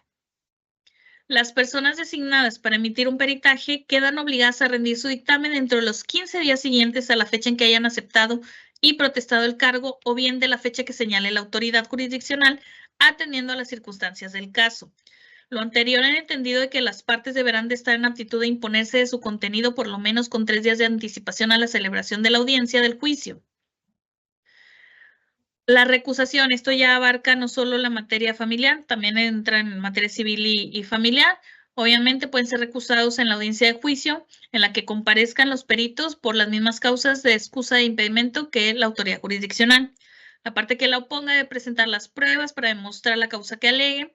En el mismo acto se hará saber a la persona perito tercero a fin de que responda a la misma ofreciendo y presentando, en su caso, las pruebas pertinentes. Si la reconoce como cierta, se niega a responder la recusación, se niega la misma sin ofrecer prueba alguna o si se declaran desiertas las pruebas admitidas, la autoridad jurisdiccional lo tendrá por recusado sin más trámite y en el mismo acto nombrar a otro perito. Las pruebas ofrecidas por la parte recusante deben desahogarse en la misma audiencia. En caso contrario, se desecharán de plano la recusación. En caso de que la persona perito tercero en discordia ofrezca pruebas, deberá ofrecerlas y exhibirlas en el momento. De no ser así y de requerir prepararse las mismas, se señalará una audiencia especial indiferible en el término de 3 días en la que se desahogarán y resolverán lo conducente por la autoridad jurisdiccional. En ese caso, no se suspenderá el desahogo del dictamen tercero en discordia, el cual quedará desierto de declararse fundada la recusación. Cuando la recusación se declare fundada, se designará otra persona perito tercero en discordia. En caso de declararse infundada, se impondrá a la parte recusante una multa equivalente al importe de los honorarios fijados por el perito a favor de la contraparte por el retardo injustificado del procedimiento. No habrá recurso alguno contra las resoluciones que se dicten en el trámite o la decisión de la recusación. Ojo aquí que hay que tener en cuenta que se habla de que esta sanción se impone por el retardo injustificado del procedimiento, pero ¿qué pasa si en la misma audiencia de juicio se puede resolver la recusación y resulta improcedente? No hubo retardo técnicamente. Entonces, pues habría que considerarlo para determinar si va a aplicar o no. Con esto terminamos entonces mi exposición. Quedan unos minutitos antes de las 5:30. Como ya habíamos comentado, es media hora para preguntas y respuestas. Y pues me dio mucho gusto compartir con ustedes. Vienen muchos retos para la implementación, sobre todo eso de la movilidad, de empezar una audiencia de juicio y en ese momento irnos a levantar una declaración y regresar, que como lo platicamos también en la sesión pasada, aplica también para las inspecciones judiciales, ya que estas se deben de desahogar ya sea durante también la misma fecha de la audiencia de juicio o incluso un día antes o un día después. Entonces, es importante prepararnos para esos retos, ver cómo se van a solucionar posibles obstáculos en la práctica y pues quedo a sus órdenes para cualquier duda y comentario. Muchas gracias, licenciada Liliana. Gracias, jueza. Pues le agradecemos por su valiosa ponencia y a continuación damos apertura a la ronda de preguntas, reconociendo y agradeciendo también su disposición para responder las inquietudes de nuestro público. Gracias. Al contrario, a la orden. Gracias. La primera pregunta, en la ponderación de la prueba en cuanto a la memoria, ¿contemplan la asistencia de un psicólogo o psicóloga? De hecho, en el manual de razonamiento probatorio es lo que ellos refieren, no sé si lo comenté, Se considera, este manual obviamente es elaborado por ciertos expertos, pero también juristas que han analizado estos puntos. Hablan de que lo ideal sería contar con un apoyo de una persona que cuente con los conocimientos al momento de levantar la declaración. Sin embargo, pues esto es más fácil decirlo que hacerlo, porque en la práctica pues implicaría un sinfín de requerimientos. En ese sentido, creo que lo que más que requerir una persona psicóloga o experta en esta materia para que ayude o coadyuve con el levantar la declaración, pues creo que el manual nos refleja que es un tanto más fácil o de mayor acceso el que nosotros como operadores jurídicos y también todo el personal que nos apoya en la participación y levantamiento de estas pruebas, que pues procuremos a lo mejor tomar alguna capacitación o cursos que nos ayuden en este ramo. Entonces yo no veo muy lejano que próximamente pues existan cursos de capacitación en esta materia. Sobre todo porque sí en el manual de razonamiento probatorio se habla de que pues lo ideal o lo idílico sí sería que hubiera siempre un auxiliar ahí en materia de psicología para que nos ayudara no solo de cómo dirigir el interrogatorio, sino además en caso de que la persona no recuerde, cómo tratar de refrescar la memoria, hacer estas actividades que se les denominan como de refrescar la memoria. Pero como vemos en el Código Nacional de Procedimientos Civiles y Familiares, el desahogo de la prueba testimonial, la formulación de los cuestionamientos se va a dejar de forma libre y directa a las partes. Y pues sí, la autoridad va a tener cierta responsabilidad de vigilar pues, y conducir el desarrollo de la prueba e incluso aplicar en un momento dado ciertas técnicas que se refieren a la psicología del testimonio para cuando el testigo refiera no recordar los hechos y que insista, que es parte de lo que les comentaba, qué tal si una cosa es que te diga no recuerdo la respuesta a una pregunta, pero si ya van 5 seguidas que me dice que no recuerda, pues bueno, a lo mejor la autoridad va a tener que intervenir para pues aplicar ciertas técnicas de la psicología del testimonio para ver si podemos refrescar la memoria al testigo. Entonces, por eso es que nos dice este manual que si bien lo ideal sería que eso se llevara a cabo por conducto de una persona, a lo mejor sí preparada en la materia de psicología, pero pues que no descartar que podamos nosotros capacitarnos, tener ciertas técnicas, ciertas herramientas, no propiamente los conocimientos completos, pero pues sí capacitarnos en contar con ciertas herramientas que permitan el hecho de sacar adelante el desahogo de una prueba testimonial de la manera más exitosa. Gracias. Otra pregunta nos dice, ¿qué pasa si en la objeción quien formula la pregunta introduce información de la respuesta que debe dar el testigo?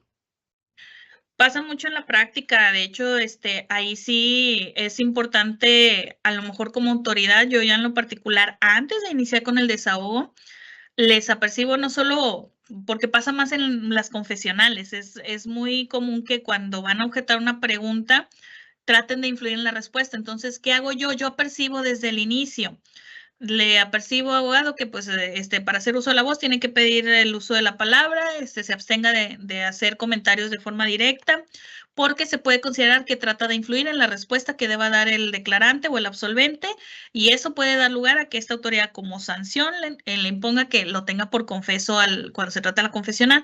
Obviamente en la testimonial pues es diferente, porque ahí no podemos tener por confeso a una persona, sino que pues la consecuencia que es que se va a viciar el testimonio. Entonces, como parte integral de la preparación, sí debemos de advertir y apercibir desde un inicio que en las objeciones tengan cuidado de no introducir información porque se puede considerar que tratan de influir en la respuesta que deba dar el testigo y que como sanción, pues a lo mejor imponer alguna especie de apercibimiento de multa para el litigante para que no incurra en estas conductas que se puedan considerar perjudiciales para el correcto desahogo de la prueba, porque sí pasa mucho en la práctica, a lo mejor no de manera intencional por parte de los abogados, pero pues sí llega a suceder en ese afán de que tienen los hechos muy refrescados en la memoria y tratan de obtener el desechamiento de un cuestionamiento, pues sí pueda a lo mejor introducirse cuestiones que que van vinculadas a la pregunta o a la respuesta que en su caso deba dar el testigo.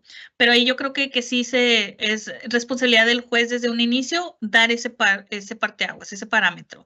Es decir, de que si bien tienen derecho a formular objeciones, pues cabe recalcar que esto lo deberán de hacer de forma clara y concisa, refiriéndose a cuestiones jurídicas y técnicas, porque en el caso de introducir cuestiones de hechos que tengan que ver con el conflicto, se pudiera interpretar que está tratando de influir en la respuesta que deba dar el testigo y con ello se viciaría la prueba y por lo tanto se le apercibe de que en caso de incurrir en esta conducta contraria a las reglas que establece el código, pues se le impondría una multa por tantas cuotas. Eso es lo que yo en lo particular haría. Muchas gracias. Gracias, jueza. Una pregunta más. ¿Qué valor probatorio se le puede dar a un testigo que sea familiar del oferente? Muy bien, ya veíamos que en las legislaciones anteriores marcaba que dentro de las tachas que estaba impedido quien fuera familiar de la parte. Sí, pero por ejemplo, a mí en la práctica, como veo asuntos de arrendamiento, me ha tocado que a veces los arriendos son entre familiares. El tío le rentó al sobrino, el hermano al otro hermano. Entonces, ¿qué sucede? Que muchas veces los testigos, si bien tienen un vínculo familiar, pues este vínculo también es respecto a la contraparte. Entonces, ¿qué quiere decir? Que el solo hecho de ser familiar del oferente por sí solo no desvirtuaría el valor del testimonio de la persona, sino que tendría que vincularse al resto de las circunstancias. Es decir, si también tiene cierto parentesco con la contraparte, bueno, pues entonces podríamos argumentar que está en un nivel de igualdad respecto de ambos contendientes y por lo tanto su testimonio no existe una circunstancia que objetivamente me genere la presunción de que está tratando de beneficiar con su testimonio a su familiar. ¿Por qué? Porque acá también es familiar. Entonces es importante también tomar esas cuestiones relevantes.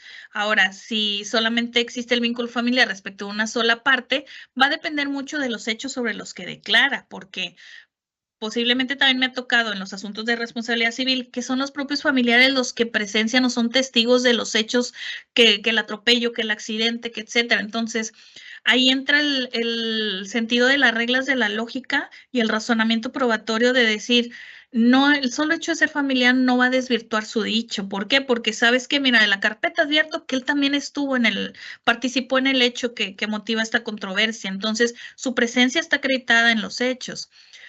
Claro que voy a tener que tomar con mayor cuidado su testimonio particular respecto a, pues evidentemente a lo mejor sí va a existir esta presunción humana de decir, bueno, pues va a tratar de declarar sobre la responsabilidad de la contraria respecto del hecho que dañó a su familiar, pero en un caso particular donde tengo más pruebas, ese testimonio se va a vincular a otras pruebas. Tuve un caso en particular en el que un solo testimonio se vinculó a 3 pruebas más para llegar a una conclusión sobre la responsabilidad.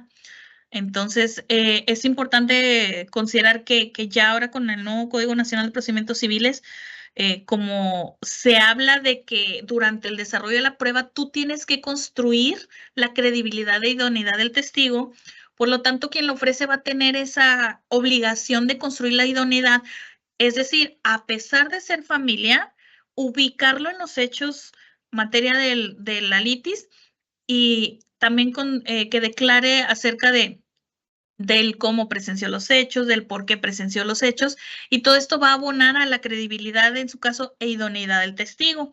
Y además aquí pues se marca de que pues también la otra parte va a tener el derecho de destruir esa credibilidad, esa idoneidad. Es decir, ya no va a haber necesidad de las tachas ni que el juez vayamos a descartar ese testimonio solo por el hecho de ser familiar. No, porque vamos a tener que abordar qué se formuló y respondió en torno a la credibilidad e idoneidad en el interrogatorio y en el contrainterrogatorio. Entonces, no sé si con esto ya queda aclarado un poco más el punto que estamos comentando. Espero que sí. Y seguimos con otra pregunta, por favor. Claro que sí, jueza. ¿Qué pasa si se presentan dictámenes firmados por un especialista, pero que su contenido haya sido generado por inteligencia artificial? Bueno, aquí tratándose de la inteligencia artificial, evidentemente sabemos que actualmente, al menos los tribunales, sí contamos con herramientas tecnológicas pero probablemente no contemos con alguna herramienta tecnológica que nos ayude a detectar de forma fehaciente y veraz si un dictamen fue elaborado o no con inteligencia artificial. Yo creo que esto más que nada ya se va a vislumbrar o a denotar cuando hagamos ese análisis profundo al momento de su valoración. Pero evidentemente, si hay, vaya, si hay elementos que denotan ahí una posible, el posible uso de alguna herramienta tecnológica de inteligencia artificial, pues creo yo que también, considerando que las partes tienen el derecho de interrogar a los peritos, pues esto puede ser que sea obligación de las partes el realizar cuestionamientos de esta naturaleza. Esto con el afán precisamente de denotar que a lo mejor lo que está plasmado en el dictamen, pues no provino propiamente de los conocimientos del experto, sino que viene de la utilización de una herramienta de inteligencia artificial. Y a través de acreditar esos extremos mediante sus cuestionamientos al experto, pues el juez ya va a tomar en consideración qué tanto valor le da o no, porque es muy fácil también a veces de limitar el hecho de si se utilizó o no una herramienta tecnológica para formular un dictamen, particularmente porque como son cuestiones muy técnicas, al momento de cuestionar al perito, si se advierte por la autoridad que la respuesta que está dando o no coincide con lo que está plasmado en el dictamen, o no guarda cierta congruencia con ello, o no guarda ese vínculo de justificar acreditación o no explicar adecuadamente el por qué está en el dictamen, creo que eso pues sería signo evidente de que pues ese dictamen no fue formulado concretamente con los conocimientos del experto. Yo sé que hay herramientas que se utilizan de inteligencia artificial para elaborar incluso hasta tesis académicas, pero en el caso particular de los dictámenes, como son documentos muy técnicos, yo creo que va a ser muy complicado no detectarlo, porque para empezar, se les va a pedir que expliquen las conclusiones al perito. Así lo marca ya la ley. Entonces, ¿qué quiere decir? Que el perito va a tener que justificar ahí, a través de su exposición, que él realmente fue el que realizó el dictamen. Y luego, en caso de que uno pueda pensar, bueno, se preparó, leyó y se aprendió todo el dictamen y por eso lo dijo tal cual, bueno, pues las partes también por eso tienen el derecho a cuestionarle aspectos no solo respecto a su dictamen, sino incluso también preguntar cómo elaboró este recuadro, o por qué puso esto aquí, por qué puso esto acá. Y creo que ahí va a salir a relucir si efectivamente elaboró de forma directa el dictamen. Que ojo, también sabemos que varios peritos a lo mejor tienen asistentes que los apoyan en la elaboración de estos documentos, pero pues que la parte medular la realizan ellos.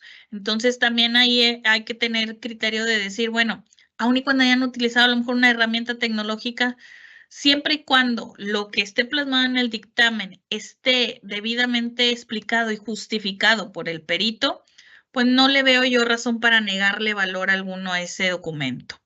Pero sí veo difícil que se logre hacer con una herramienta tecnológica. Digo, no sé ustedes si han tratado de utilizarlas, pero la verdad que sí deja mucho que desear. Creo que para trabajos de licenciatura estarían bien a lo mejor, pero ya trabajos mucho más complejos y sobre todo en una rama tan técnica como suele ser el derecho y ramas técnicas o científicas que es donde más se admiten las pruebas periciales, creo que sí va a ser muy complicado que un perito haga uso de este tipo de herramientas para rendir un dictamen, sobre todo sabiendo que va a ser interrogado no solo por las partes, sino por la propia autoridad.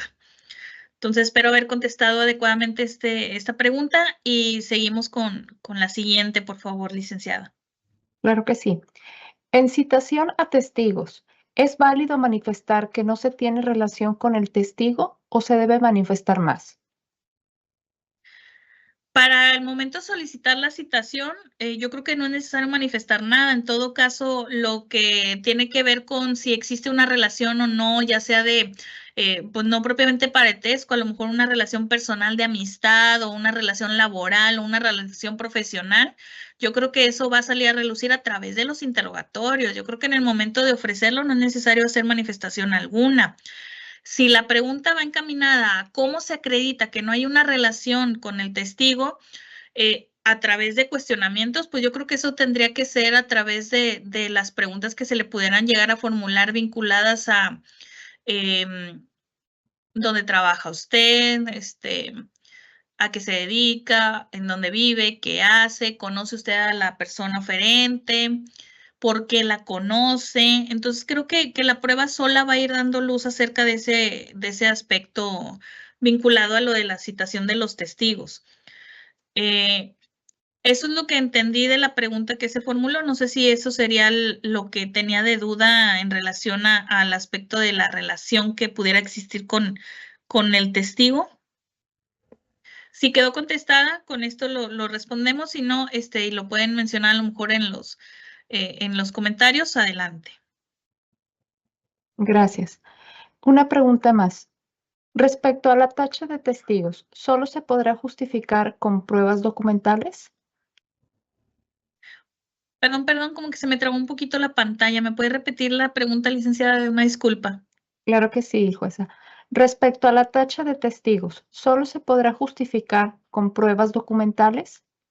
Sí, efectivamente, el código nos marca que es solo prueba documental y que se exhiba en el acto de la diligencia. Es lo que comentaba hace un momento en el sentido de que esto tiene el afán de que no se suspenda ni se dilate la declaración testimonial.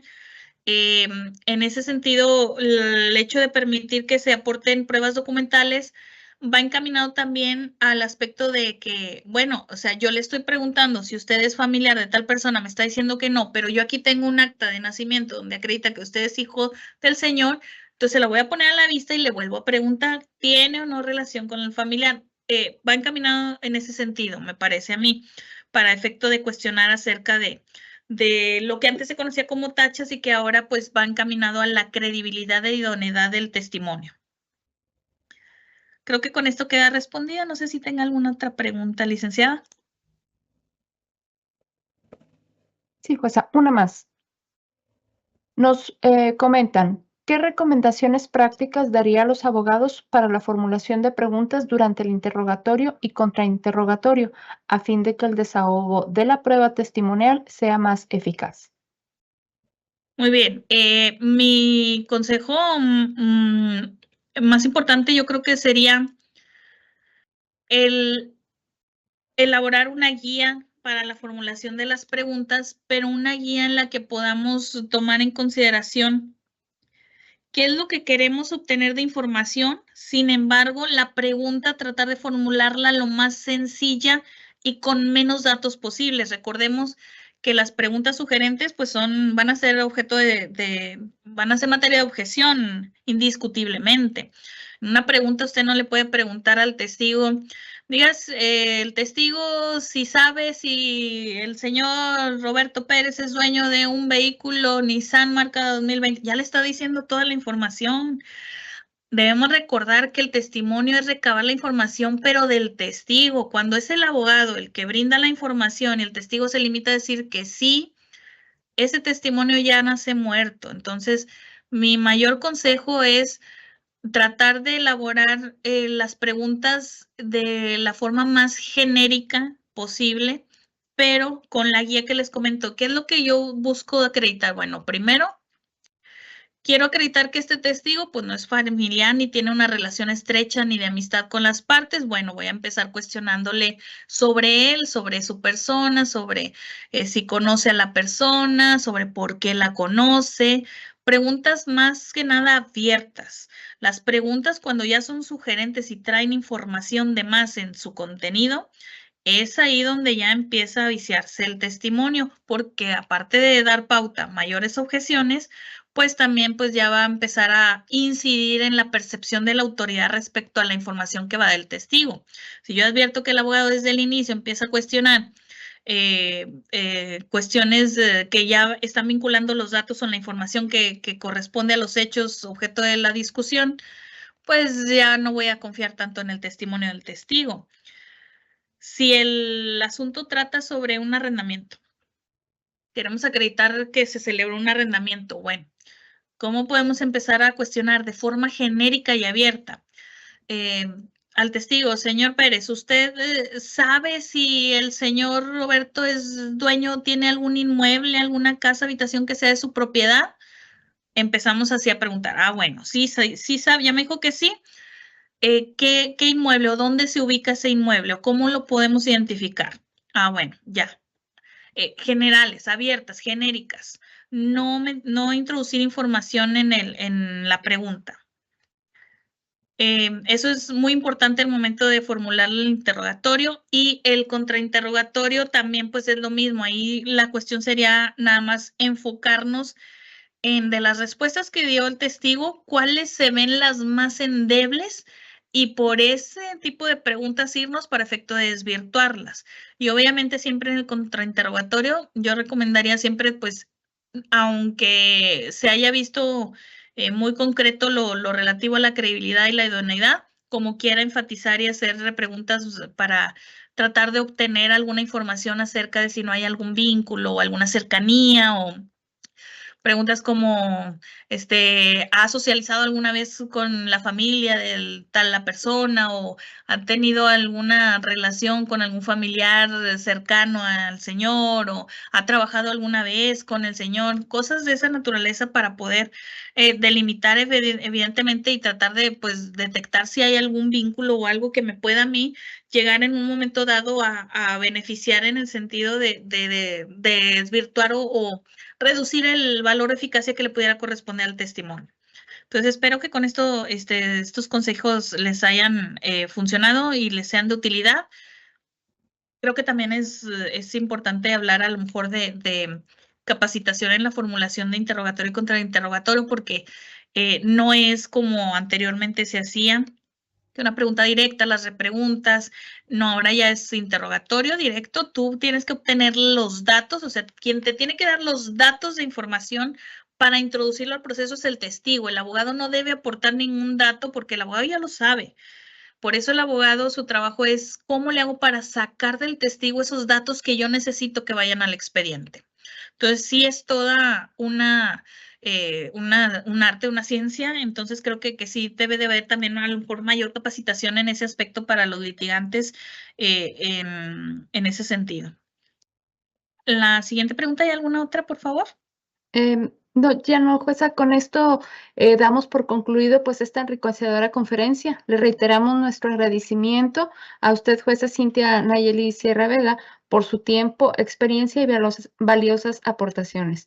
Ha sido un honor contar con su participación. Y a continuación, a nombre del maestro José Antonio Gutiérrez Flores, director general del Instituto de la Judicatura del Estado de Nuevo León, haremos entrega de un merecido reconocimiento por su destacada intervención en esta sesión, lo cual a la letra dice: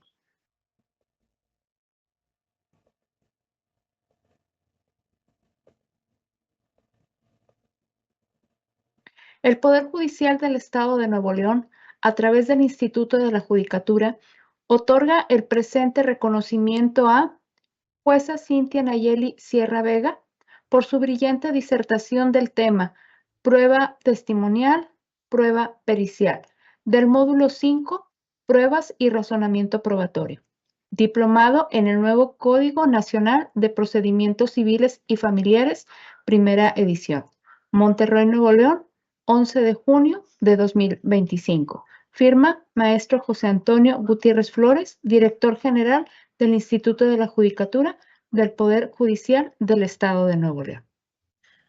Muchas gracias. Agradezco bastante al instituto, al director, al licenciado José Antonio, licenciada Liliana. Les agradezco bastante la invitación, y un gusto y un honor participar en este diplomado que espero haya muchos más, y pues seguirnos preparando para los retos que vienen para la aplicación de este Código Nacional. Muchas gracias. Muchísimas gracias nuevamente, jueza Cintia Nayeli Sierra Vega, y a todas y todos los participantes. Gracias por su atención, compromiso y participación. Les recordamos que es necesario llenar la encuesta de cierre como lo hicieron en las sesiones anteriores, y les invitamos cordialmente a inscribirse en los próximos eventos académicos que estaremos realizando en el instituto, como por ejemplo la oferta académica del mes de julio. Les animamos a mantenerse al tanto de nuestra programación a través de nuestros canales oficiales. Nos vemos en las próximas actividades. Que tengan una buena tarde. Muy bien, muchas gracias. Excelente tarde a todos. Hasta luego.